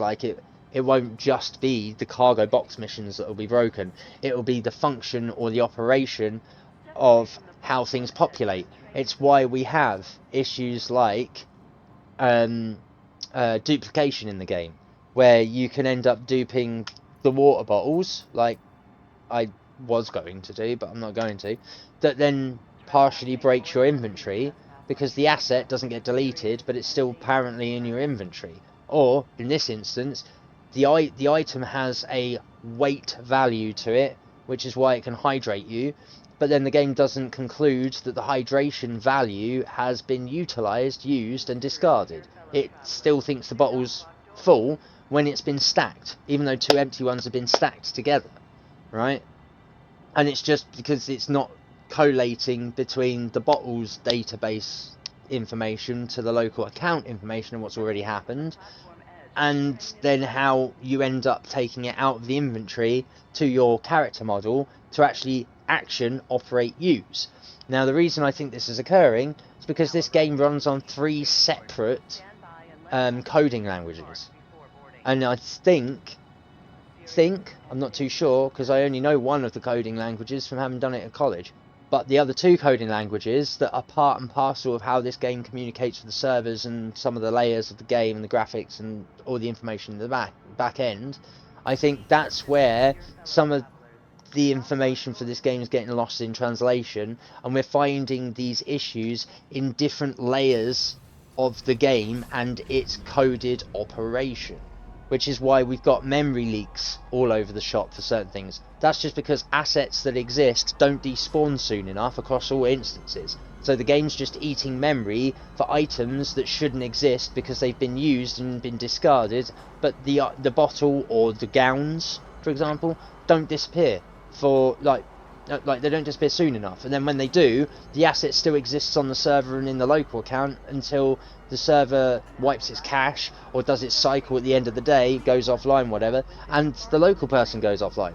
Well, in doing that, as anyone knows, when you try to save a file that's already open, Windows don't like it. You try and do that in a game, it's like trying to save to the file, a save game, whilst you're still playing it. The whole point is it's supposed to collate, complete, get to the end of its run code operation, and then start again.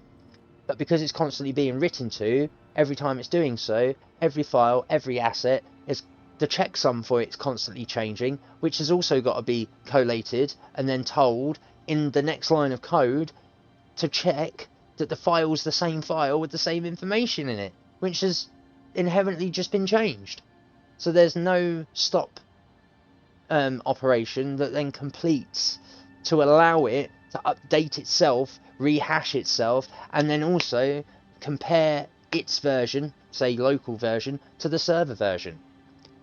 Which is why we see these desyncs, which is why we see these glitches, why we see these errors start to populate and occur and get worse and worse and worse and worse until either a patch comes out or until we end up with a server cycle shutdown or whatever, or the player logs off. But when the player logs off, sometimes in the middle of logging off, their files are still being written to, which is why when you log on, sometimes you find a disconnect between what you did last as a person, as a character on one server, and you end up jumping on into another server, and you find things are a bit different. You know, there's no static start and end point, finish point for the characters per se, because they're trying to run a persistent universe. Okay, yeah, that's great, that's fine, but unfortunately, as good as the techniques as they are employing to try and make this happen and occur, because there is literally no shutdown period, there's no finish period. So you're constantly overwriting something that has issues within it. Well, those issues still propagate forward. You might have negated them and made them smaller and smaller and smaller over time, but the erroneous code is still there, and it has to be accounted for. Well, until it's accounted for, you're still going to have the problem, right? No matter how much patching and coding and what have you do. Personally, and this is just an opinion, I think that CIG should do quarterly shutdowns of the servers to fix, patch, maintain them for the persistent universe to continue. Otherwise, we do end up with stupid things like a shard will crash, a server will reject you and crash, and so on and so forth. An account will get soft-locked or perma-locked, you know, because it gets just stuck. And then the only way to resolve it is for them to turn around and delete what's perma-locked, right? But then that immediately loses you, or whatever it is, out of the database that's being continuously updated. So then you've got a chunk missing, and it's got turn around and rectify with what your local account's trying to do when it loads in, and that's why you'll see longer loading times. That's why you'll see things that don't work, and so on and so on. Because then your game's got to update Come on in. whilst you're playing Here. to match the database it's getting from the server, which doesn't match. Like I said, it's like trying to make a zip file and compress it whilst you're still reading and writing to the files you're trying to compress, but those files are already in the zip. You can't do it. It's like something's got to give, and that's purely because of how the code of operation works for pretty much any coding language. It starts and then it has to stop. And if it doesn't, it doesn't complete. And if it doesn't complete, it gets stuck or it chucks out an error code. It's got to be one or the other. And that's purely because of how binary works, or trying to translate what code does from the coding language down to, say, like the ASM level, where it's a set of instructions that's telling the ASM base how to convert your if and what commands in Boolean or whatever into ones and zeros for the voltage control of your hardware, to interpret the ones and zeros of actual binary data. You can't turn around and shortcut. And it feels like sometimes that's kind of what's happening here with this persistent universe. Occasionally, not all the time, but with some issues and some problems, that's what I have noticed, which is why some issues happen you can get away with because they're in a very superficial layer that's right up close in the game's code, or sometimes they're very deep-rooted issues that apply to everyone that we can't see and touch, but we know are there because when we try to do something, it just refuses to work. Classic case in point, over on my YouTube channel, because it won't be on my Twitch anymore, the last Star Citizen stream I did, where I was getting stuck in an elevator.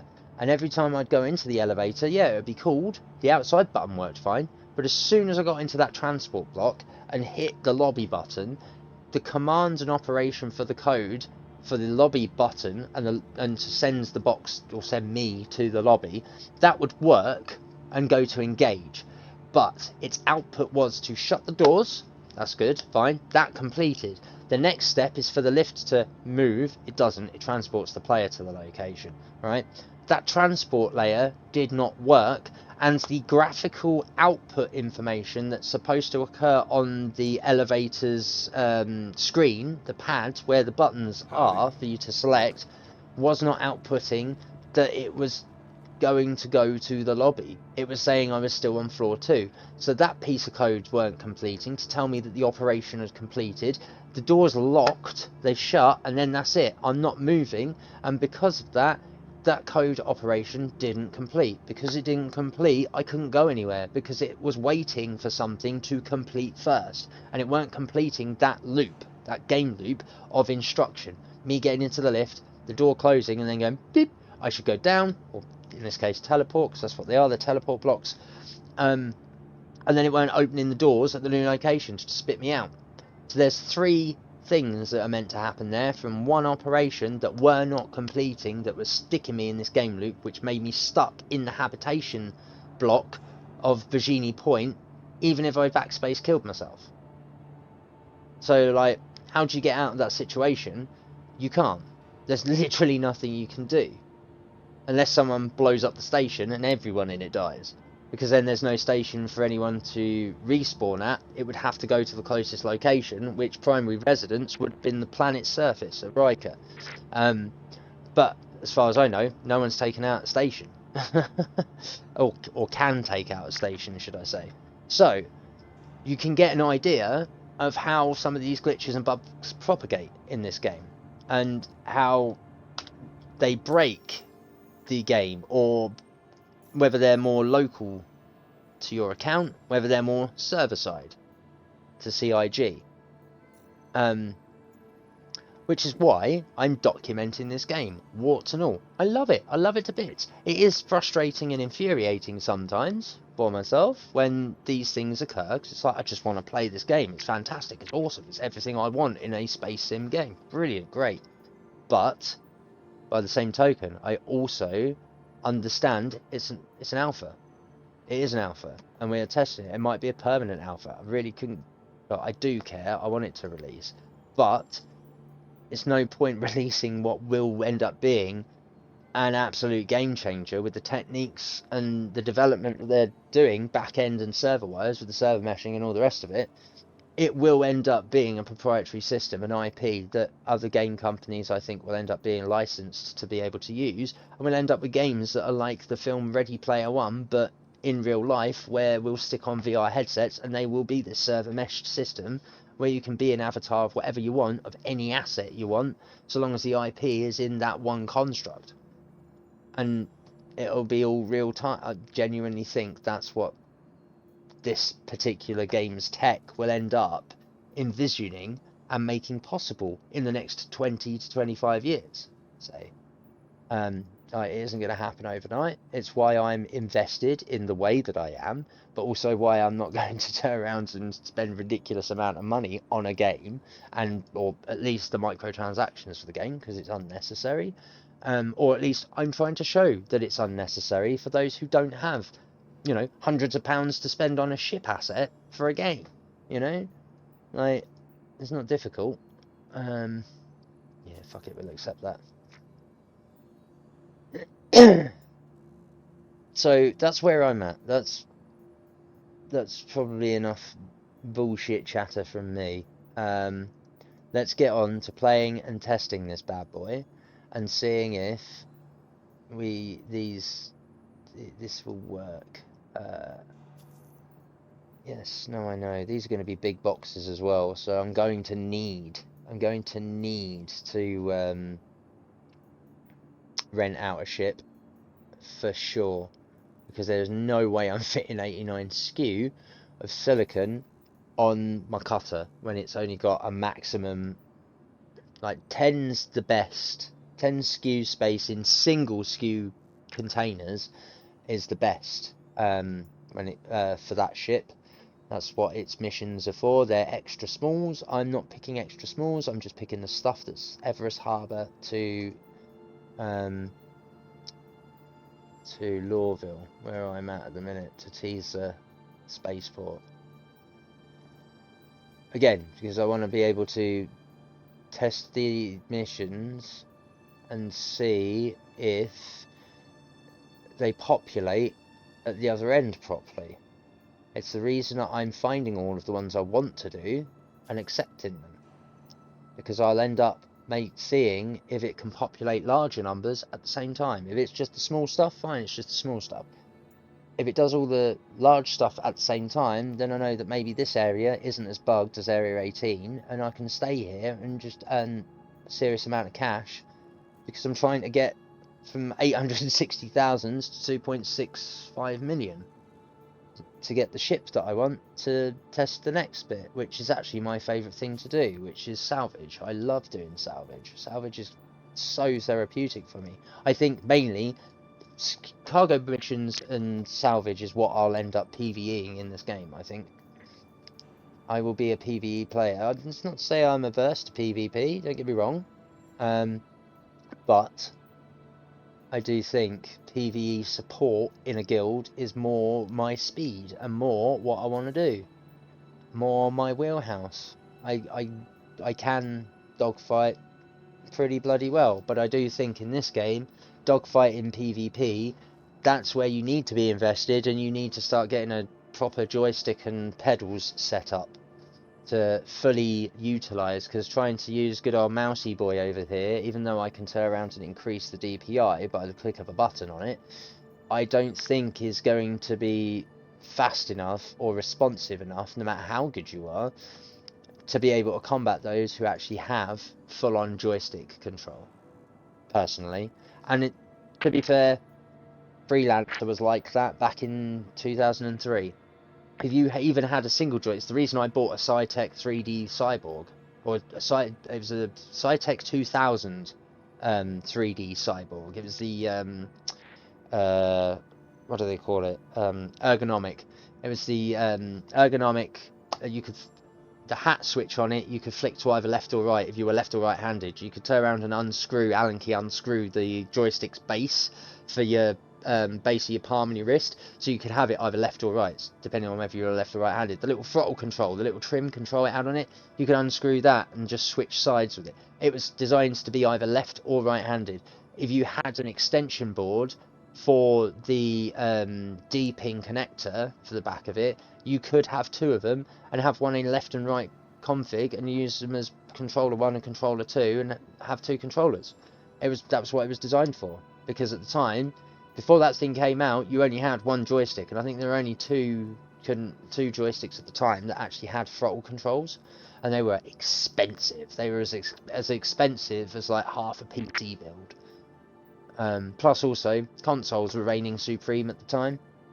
Consoles were where it was at, you know, the PlayStation 2 and the first Xbox, you know, they were really starting to come into their own after the PlayStation had its day, because that was really sort of your choice. It was either you were with the PlayStation or you were with a PC, or you were an N64. So until like the Dreamcast came out, then the GameCube and PS2, until those started to come out and form a bit of competition, and then obviously the first Xbox came out, PC was where it was at. If you didn't have a PlayStation, I was lucky that I had both. Back in the day when Special Reserve was the thing, it was part of, it was a spawn off and became integrated into Electronics Boutique, which eventually got bought by Game. So, in the high street, you know. Where have we not got any more? Yeah, I don't want to do the military ones. Military ones are not fun, and I don't have the ships to do them. I need to sort that out. The paging on this needs to have more space. Or, scrollable options, when you open one, it should go to the top of your list, perhaps. Maybe you should be able to order it, because at the minute, mercenary, salvage, and what have you, I can't get to the two. If I highlight that, yeah, service beacon, see?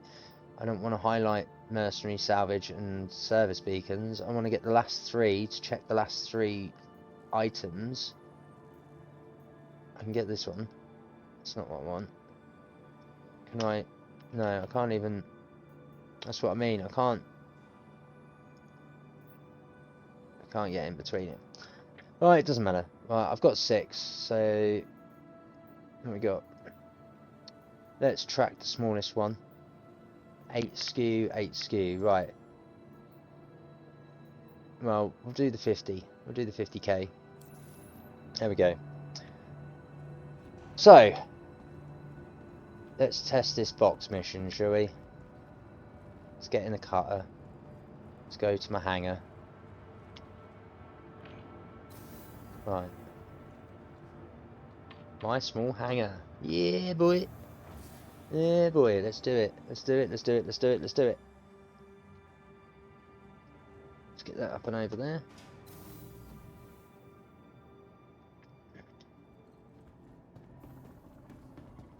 Oh, look at that. My Titan is in here still, because that's how I landed, and then I just exited. I didn't go anywhere else. I didn't even set this place to my primary residence. So, that's what I should really do now. Yeah, let's put it all at Lorville.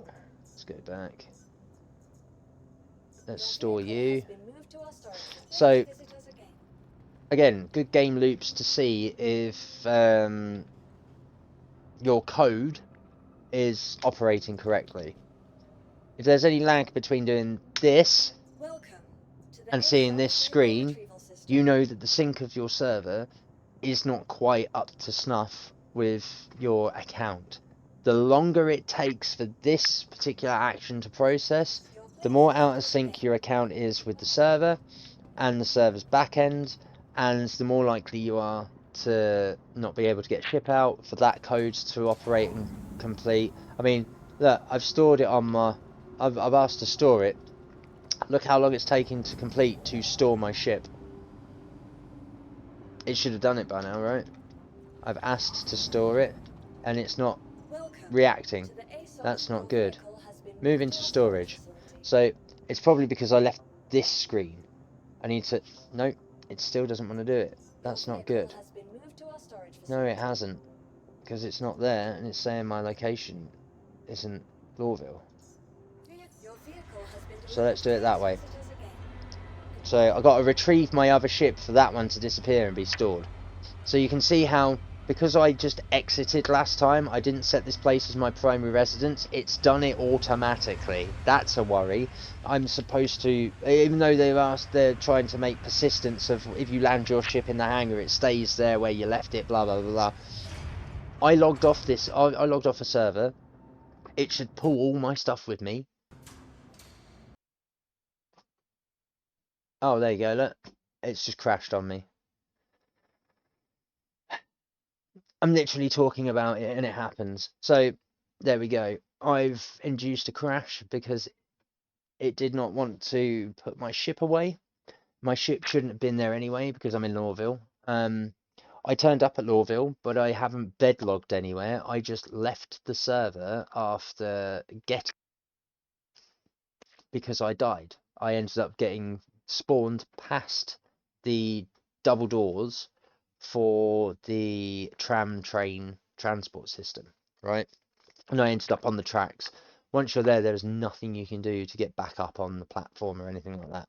So that's just like, I'm gonna die. The only way to get out of it was to exit to menu, to exit off the server, because if I backspace died, it's just going to transport me to my last residence or the last med bay I was at. But that was back at Area 18. I'd only just managed to escape the place, so I'm not going to get there. Plus, one of my ships is then at Lorville, that I've just landed at, a Titan. And then I've got to pay for the retrieval costs. But also, my cutter was bugged at Bajini Point and at Area 18 at Riker. So I couldn't use the ship that was there to get out. Right? So, it's logged me off the server after getting to Lorville, and I've left the game. I've come back on. I'm still at Lorville. It's now classing it as my primary residence of where I should be waking up, right? But it hasn't turned around and removed my ship asset, the Titan, from my hangar and put it into my storage like it should have done, having come off the server, right? I've jumped onto two different servers today, two different suffixes at the end. The first one was underscore 040, and this one I think was a little bit different. I think it was 050. We can have a look on stream when it happened. But every time you jump into a server and you wake up in your in your little cubby habitation area, that should count as a reset where you get in with your inventory and what have you. But then when you go to your hangar is fresh. If it's an instance on that's different from your primary residence or whatever, it should be fresh. There should be nothing in it. It should be ready to load. If your ship's destroyed or if it was on the pad, it should say you should be retrieving it, right? And like in previous builds, 323, 324, you should be able to click on that fleet manager screen, retrieve, then it should turn around and say retrieving ship, and then boom, oh, it's in your storage.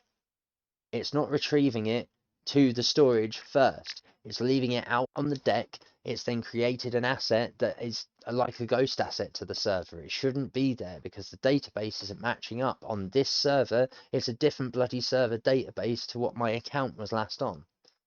So it's trying to drag the instance from the previous server to the new server, and the server don't like it. Hence why I'm sat there with this screen. It stopped running unexpectedly, and I also have the crash report tool handler, right? So again, I can see where the issues are in the code for this game, in the layers that it has, and there are some things that it's just doing out of order that it should not be doing out of order, which are causing these crashes and inconsistencies across everyone's accounts and the entirety of the persistence of the universe, whether it's Stanton system or Pyro, and it's happening across all the servers because it's happening across all the shards. because each time you take one person off one server and they go onto a different server, you're populating the erroneous code to their account and then onto the new server. When the new server picks up their account and goes, well, let's check your database, let's see if it matches. No, it doesn't match. Right, so I'm going to inject all the code I need that's different into my server database that is constantly being written in red whilst it's running and operational. There is no end. Well, of course you're going to end up with problems and bugs, right? It's not rocket science. But they're trying to make this a reality and super possible, right? So, let's jump back in again, I guess. And let's go back to here.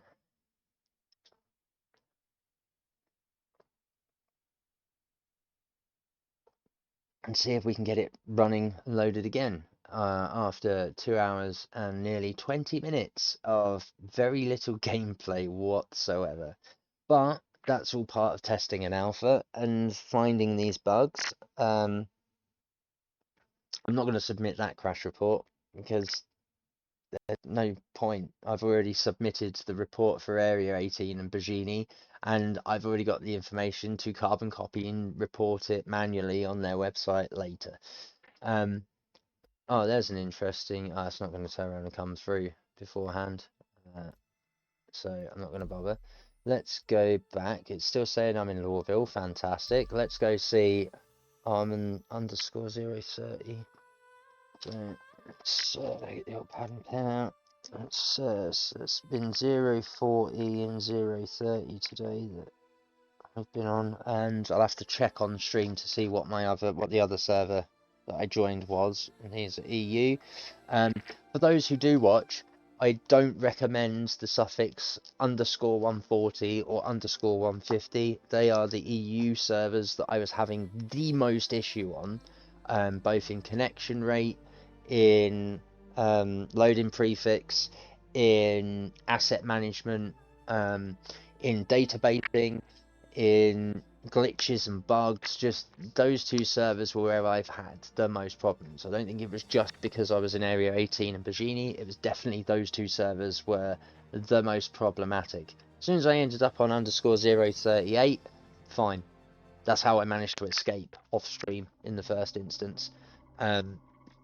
And then managed to do some testing and stuff. There you go, there's the borders. Imagine those borders being black, or as they are now, where every line and pixel that's possible in this resolution on this screen is just stretched. And then every time you move, it just brings whatever's in that field of view just becomes stretched. That's what I was dealing with when full screen support wasn't in the game, and without the upscaling technique before they put it in the game. That obviously earlier's argument, or disagreement should I say, was all about with the technique of upscaling. I was trying to defeat this happening on my actual screen. Now this is just because I'm running 1080p resolution in 1440. My entire system is at 1440p, my screen runs at 1440p, this game is at 1080. So of course it's got gaps at the side, right? But as soon as I'm in the game, I'm fine. Oh, look at that. Look at this. Look at this. This is not... See, this is what I'm saying. I've loaded into a different server, and now the databasing says that I've pulled out my cutter, and my Titan is still in my hangar, and I've loaded in my hangar. I shouldn't be in my hangar. I should be in the habitation. I've just ended up crashed from the game, and it's reloaded me into the game in the same space. Now, I'm grateful, because it means I haven't got to turn around and accept all those contracts. But look at it. What's he going to say? Yeah, I've got 2 ships out. See, this is the sort of stuff that breaks the game. Because I shouldn't have the Titan out. That's supposed to be in storage.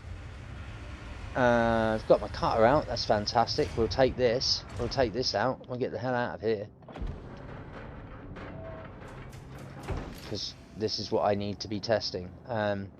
So yeah, here's the clip. Oh, it's only 2 by 2. It's only 2 long and 2 high. But yeah, you can fit 6. Because a crate will go in this space here between this cargo area and the door. And as soon as anything passes, well, it's really whenever anything ends up here. From here onwards, the gravity of the ship affects it, and it won't fall off. But ideally, you can consider this line here is where the ship's gravity starts. So although this is the only clippable grid of cargo area, you can double it. And also, when you put the skew boxes in, this door's going to now open for me. Or is it going to be a little bitch? Yeah, there we go. So long as you can get out this door, come up to this far left-hand side with your model, and come down here to get to the button to open the door, you'll find that single skew boxes in the cutter will line up next to what clips to the box, to the grid. So you can utilise having a 3x2, so 3 long, 2 up, and then another 3x2.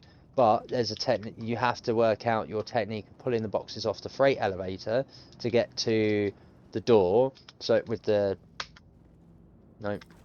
tractor beam, right, to be able to get them in line, so that when you're doing this, you're almost building yourself into your ship, because unfortunately that's the only way in and out of the cutter. It's that back door. For anyone who doesn't have one, hasn't started the game, whatever, that's the only way in and out, because this cockpit does not have a hatch to get in and out of it at all at the front. So it's exit only, entrance and exit only at the rear. Pun. Unlike the Titan in front of me, which has a rear exit, and you can also open the canopy, and you can do that from the side or from the very top. If you're in space, you can open it wherever you like. But there's a ladder on the side you can use to enter and exit the ship. So if you fill that space up, which is only 8 or 9 skew, because you can't get it height-wise, you can get it length-wise, but there's only a couple that will fit. Like, if you do the 2 boxes wide and the 3 or 4 lengthways, you can only fit a row down the middle of like 2 or 3 boxes, because of the shape of that top section where the fins are. It swoops down and comes in with the support beams of the interior of the cargo bay, so you can't fit as many in there. It's close, but it's not quite. So it's a little bit more difficult to get that bad boy to do the skew missions, really, which is why I prefer the cutter. So let's get near the doors. Let's open these doors.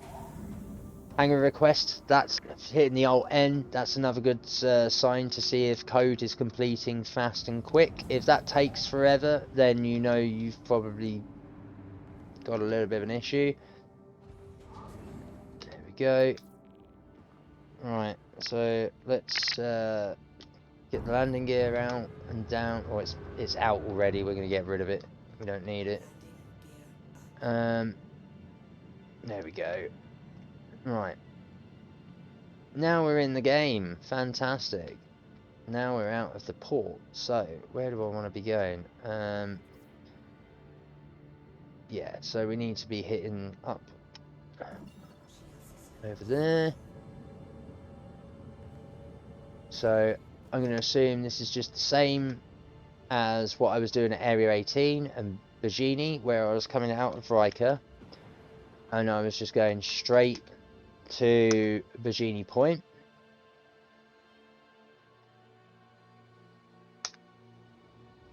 This is what I'm going to attempt to do here. Finally, we're going to turn around and get to see and test.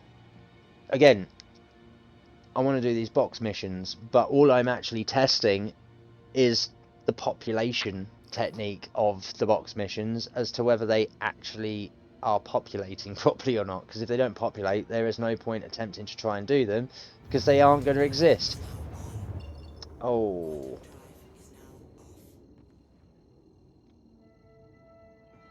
Yeah, okay. This is a touch janky, because I haven't been here in so long that my shaders probably all need updating since the last patch or two, because I've not been here for that long. But once the game catches up with itself, it's alright. But see, this is why I was trying to upscale and run my game lower resolution, but upscaled to get the full resolution of the game and get the frame rates, because that 75 frame rate plus would turn around. I wouldn't have that jank. I wouldn't have that slowdown. It wouldn't matter what the server was doing at all. My game would compensate for it because I had the headroom in the technique of upscaling to be able to combat that. So I wouldn't see the frames drop. But unfortunately, I don't have that luxury anymore because I've been locked out, being an AMD user, of being able to use the technique because it no longer works because the game doesn't get recognised as being in full screen anymore, even though I'm running it in full screen. So, you know, I made my comments aware to CIG's forum, so, you know, it is what it is. Oh, let's take that off and let's open.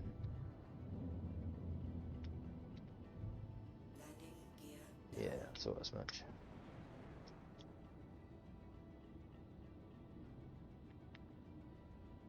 I don't really want to be going this slow, to be honest, but I may have to because there you go. I've got a double tap N to be able to go faster to get the landing gear up. Yeah. What? Oh, that's not usual. I've got my trim set to nothing, and I was still able to accelerate and reverse, despite having the trim set to nothing. That's not good. So already the response is starting to... Response is already starting to go a little bit. Right, there's the freight elevator. So what we need is we need a little bit of thrust. Yeah, we need to turn ourselves around to here. Right, and then I hate being in the outside view. I'm all about being inside because it is a sim. So I'm just going to land the fucker there, which hopefully should be near the freight elevator entrance. So we've got to get 8 skew of quartz. But we've got many more cargo haulage contracts accepted in our list. So the idea is that the inventory for the freight elevator should be fully populated. If it is not, if this isn't fully populated in its inventory, then contract missions are still broken. There you go, look, it's still broken. We are where we should be, and there is nothing here in the inventory. So we can't turn around and complete the box missions that we've turned around and selected. Now, over at Area 18, like I said, I could select all the ones like I have here, and the first one that I was going to collect, and the one that I'd be tracking, would be the one that was here. So I could at least load one. In this instance, I can't load any, which means I can't complete this shipment. Now, it might say that it's 4.6 kilometers that direction, but back in 320 or 321, we had an issue with a couple of contract missions that required us to carry a box to a terminal, almost like a vending machine kind of thing, like an Amazon drop box, and you'd go up to it, interact with it, and then put this box in your inventory into, or if it was in your hand, into this location that would act similar to the interact option here, where you see FUs. You do that on this vending machine, this Amazon vending machine thing, interact with it, and it would say place item here. You'd place the item into it, and then it would close a hatch, and boom, contract complete, item collected. And there were 3 of them. You had to do 3 of them. The first 2 would always work. The third one, though, would be the one that was bugged. Occasionally, we'd end up with someone completing that item. It would complete the contract by carrying out the operation, but then it wouldn't turn around and reward the person. Or that item, you'd go to interact with the machine, and you couldn't interact with the machine. The waypoint and the use icons weren't there, and you couldn't do anything. So you were just stuck with an item and an asset that was useless, and in doing that, the waypoint wasn't where it should be with the tracking of the objective of that mission. which is what's happening here. It's saying that the items I'm after are 4.6 kilometers down the station that direction, but I bet if I travelled there, you can't physically get to the location on the station. So how do you get the items? Also, if you did get there, there's no way the items are going to be there, because we are looking for, or we would be looking for, a total of 111, 89, so that's 200, 305, 389. We're looking at nearly 400 SKU of single to larger boxes. There ain't no way that that exists in the one location on this ship if I could get there, and if I did get there, there's no way that those boxes are there. So yes, box contract missions, broken. Literally broken. So I can't, at the moment, the item population for cargo haulage, box missions, contracts is broken throughout Stanton, it seems.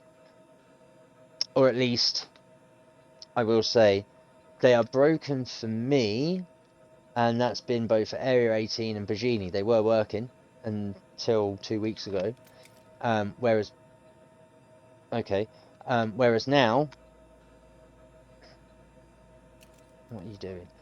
Whereas now, the cargo box missions, like when I did them at Area 18 Bajini last week, when I was trying to get out of my broken game loop and get away from things, I selected 3 or 4, maybe 5 total, 6 max, and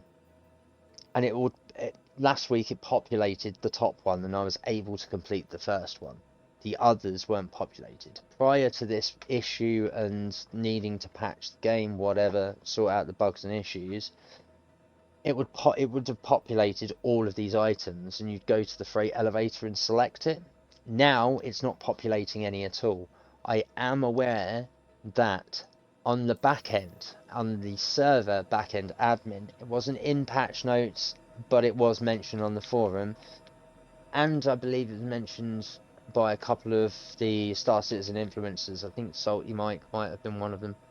But basically, they've been working to fix getting item duplication out of the game, and it makes me wonder if perhaps they were used, or the code that's being exploited to item duplicate in inventories is the same as the duplication code for contract missions that are supposed to populate these lists with the items that you're supposed to be selecting to put into your ship to complete these missions.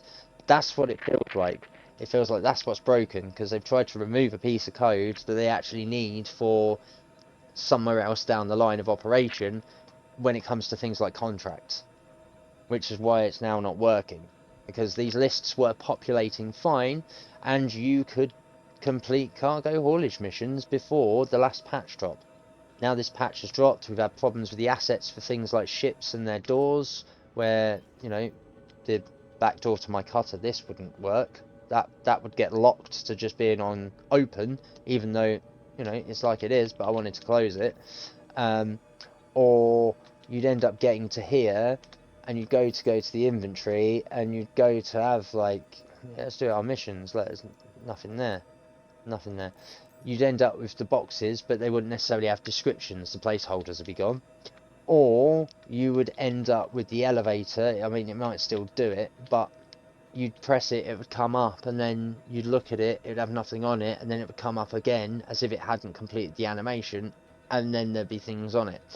So I think that they've tried to get rid of duplication on their back end to sort of consolidate all of this information and the asset management, the issues I've already described on stream with regards to like working the different layers, then doing it so that the 3 different coding languages that they're using across this highly modified and customized Cry engine that they've used to make this game, there's clearly some layers that aren't talking to each other between the 2 different codes and computing well. They're not outputting desired commands, or they are jumping their sequence of operation. It feels like they are optimizing and trying to streamline all three codes at once, and in doing so are breaking other areas of the chain, and it's kind of becoming like a fragmented hard drive where it all needs to have all those spaces taken out and then all shifted up and made all nice and neat. But then when they've gone to do that and then recompiled things, it's broken something else, you know, because it's re-interacting with things that it shouldn't do. So that's my test. My test is that contracts for me, or at least haulage missions, are bust because population of said assets and items is not working. And I'm only trying to track an 8 SKU mission, because, or the 2 8 SKU missions, because they're the ones that can fit in this ship, and it's not populating any items whatsoever at the other end, which makes haulage completely useless at the moment.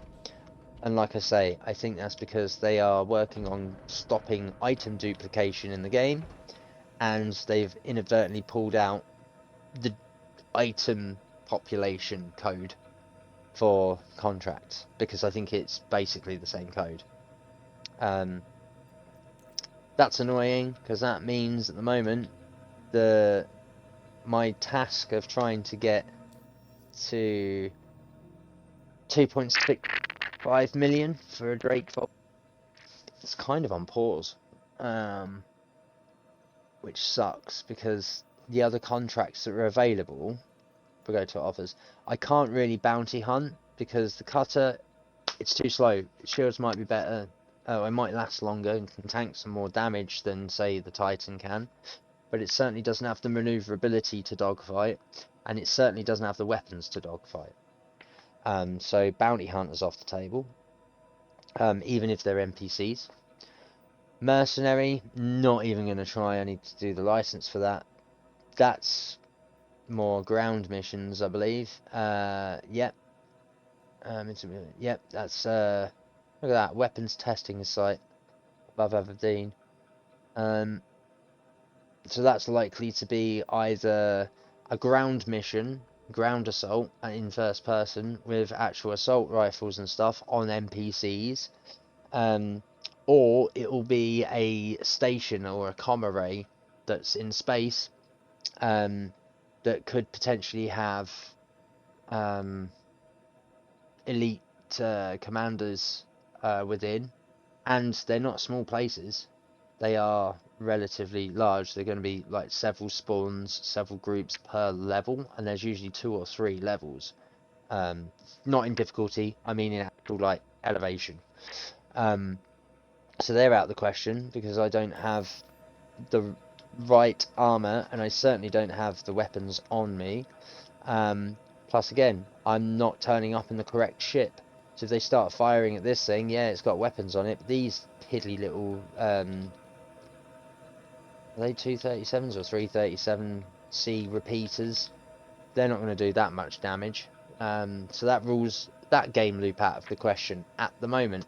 This is why I wanted to get to my salvage ship, to be able to earn enough money between cargo missions and salvage, where I'd then be raking in enough money between the two to be able to work my way towards a fighter ship like a Vanguard or like an Inferno, that are higher priced again, you know? So that's why I'm trying to showcase the grind of this game. If you don't want to purchase £175 worth of digital ship asset for a game, or higher, depending, to be able to just complete missions in this game. I want to show that you can be on a limited budget, just purchasing a game package, and maybe a ship like this for the same price. That's all your investment, because again, that game package was 35 quid on offer with the ship, and then this was around 35 quid on offer. Well, most games these days are about £70 to purchase straight up. So I've purchased 2 things, and I've got my game playable and able to earn money, and I can now grind it as if I'd bought a AAA rated, fully polished stonker of a game, right? but because it's an access at the moment, that's where I find myself. So, oh no, before I do this, I need to. Another good thing as well is I am very glad that they haven't yet put in the. Yes, I know I've been contracted by them, but I'm also glad that they haven't yet put in the reputation marker. I don't think they put in reputation. Don't know how, but oh no, there it is. So my reputation here. I'm guessing I've got to turn around and yeah, I've earned my trainee and rookie status doing the missions I was doing over at Area 18 and coming into Covalex. Obviously, I've gone from I can do rookies and sort of juniors. I've picked some junior missions here in some contracts, but like I say, I can't complete these because again, if we have a look, I've accepted them, and the population of the items is not in this warehouse. And although it's saying that the shipments are 4.6 kilometers away on the station, I guarantee if I went over to that area, they're not going to be over there either. That might be close to the public pad or pads, so you don't have to come into a hangar. You can just straight in like you're passing by. That's going to be an area I either cannot get to, or when I get there, there'll be nothing there. There won't be any of these SKU boxes. There certainly won't be, what did I work it out at? Nearly 400 SKU worth of these missions. 111, 8, 8, 2 8s are what I was going to do in the cutter. The 89 SKU there, the 105 there, the 84 there. So the population technique for SKU boxes, for cargo missions, busted. Doesn't matter where you are in Stanton. I've been stuck at Area 18 and Bajini. It wasn't happening there. It kind of was happening there. Then I got stuck there, and then it stopped happening there. I've come to Hurston. I've managed to escape that area and the patch testing that's occurring there and breaking things, and it's still not populating here.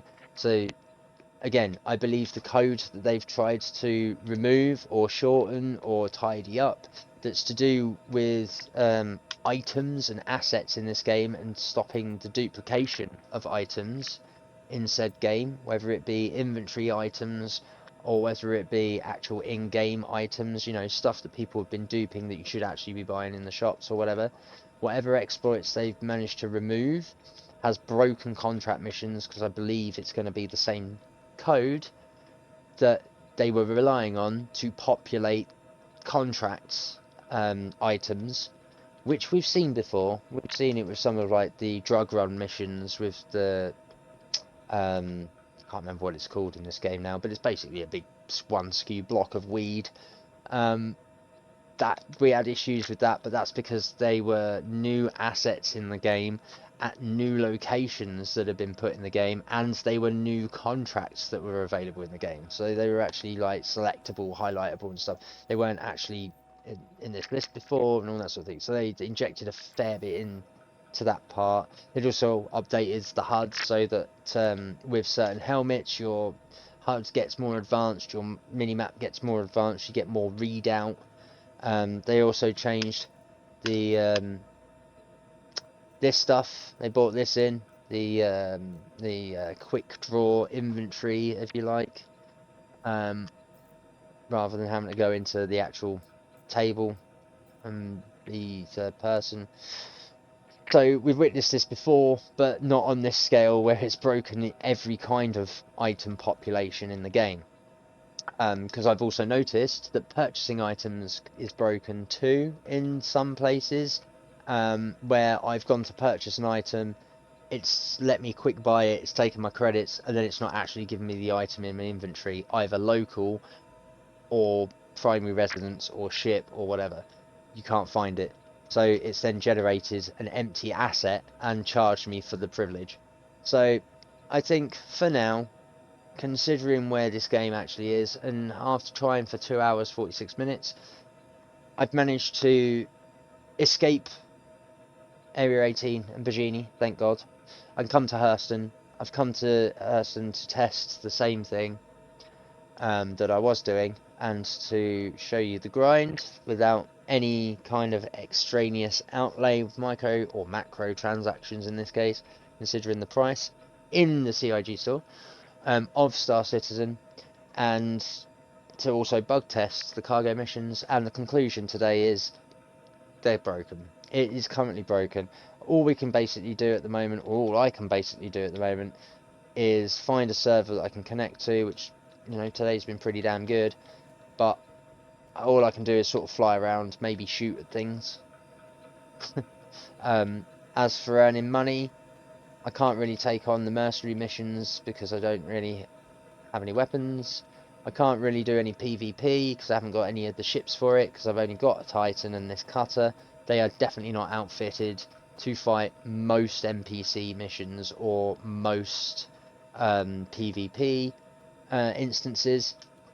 I do not have ships that have the fuel capacity to jump gate into Pyro and then to travel around Pyro to look and test that out, which actually seems to be a lot less broken than Stanton is, which is curious, but, you know, that's a different instance that's part of the persistent universe.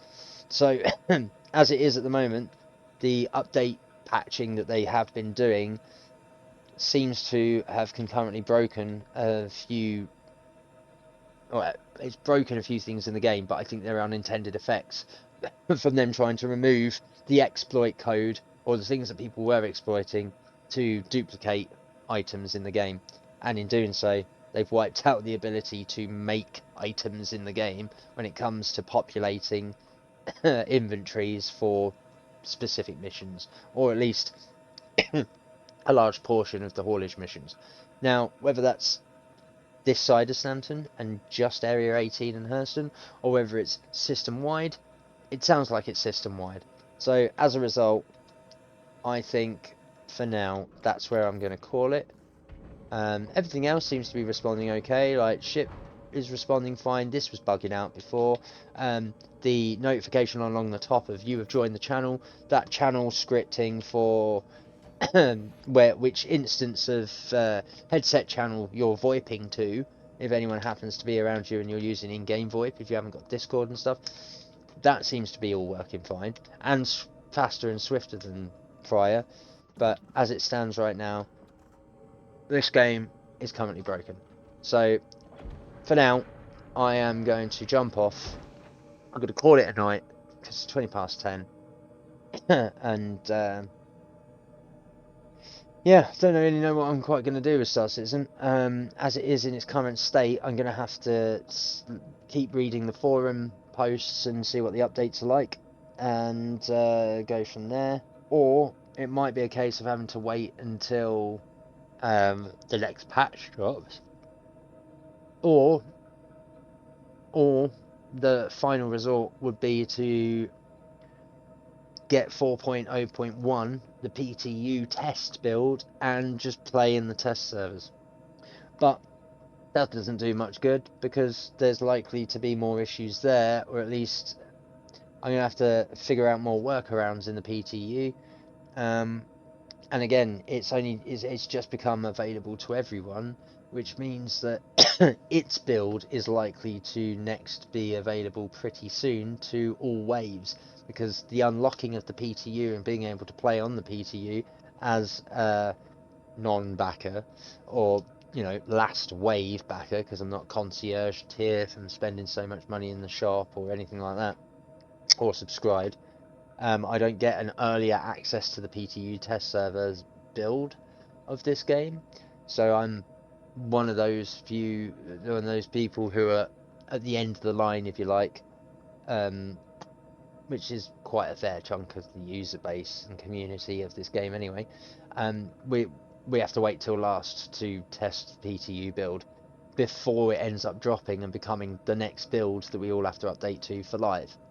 So, as it stands, that's going to be it from me in this game tonight. That's my stream. Those who have made it this far, I applaud you. Thank you very much for watching.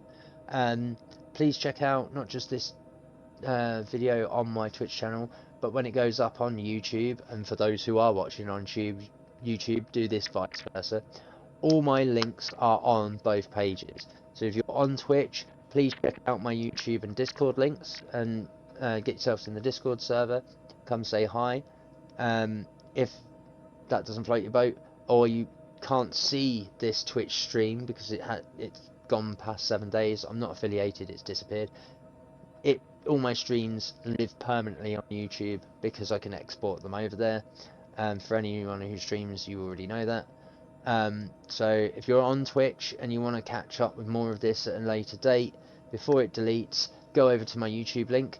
If you're watching this on YouTube and you want to watch this stuff, please check out the links there to come over to my Twitch channel and come check me out.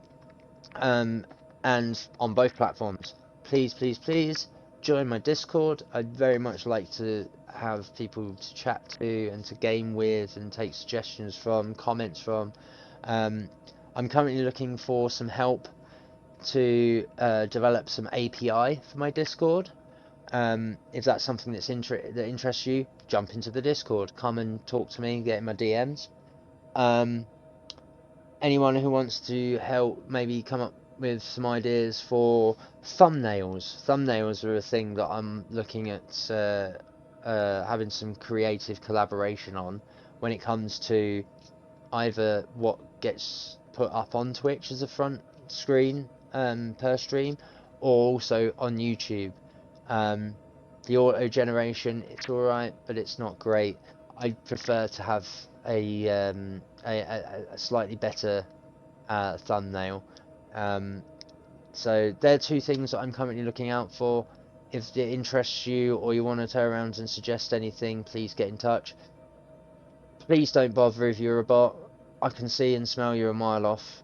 I'm like Mr. Yazlov X or Ms. Yazlov X giving me a little bit of a runaround earlier in chat. Don't try and peddle your scammy bullshit here. It won't work. I'm not here for that. I'm a professional, self-employed person who he's got his own business, right? So I'm looking for more like-minded individuals that would like to maybe come on board creatively, where I've probably got skills I can share with you too. So again, if you're looking, or if API development interests you for Discord, please come and chat to me. If you are good at making thumbnail images for YouTube videos or Twitch stream videos, please get in touch, DM me, add my Discord, subscribe to my YouTube, come follow me here on Twitch. It would really mean a lot to build a community and to not be so socially reclusive. As always, I ask that you like, share, comment, subscribe, follow me. That's it. Take care. Stay safe, keep sane, and I'll see you in the next one. Peace.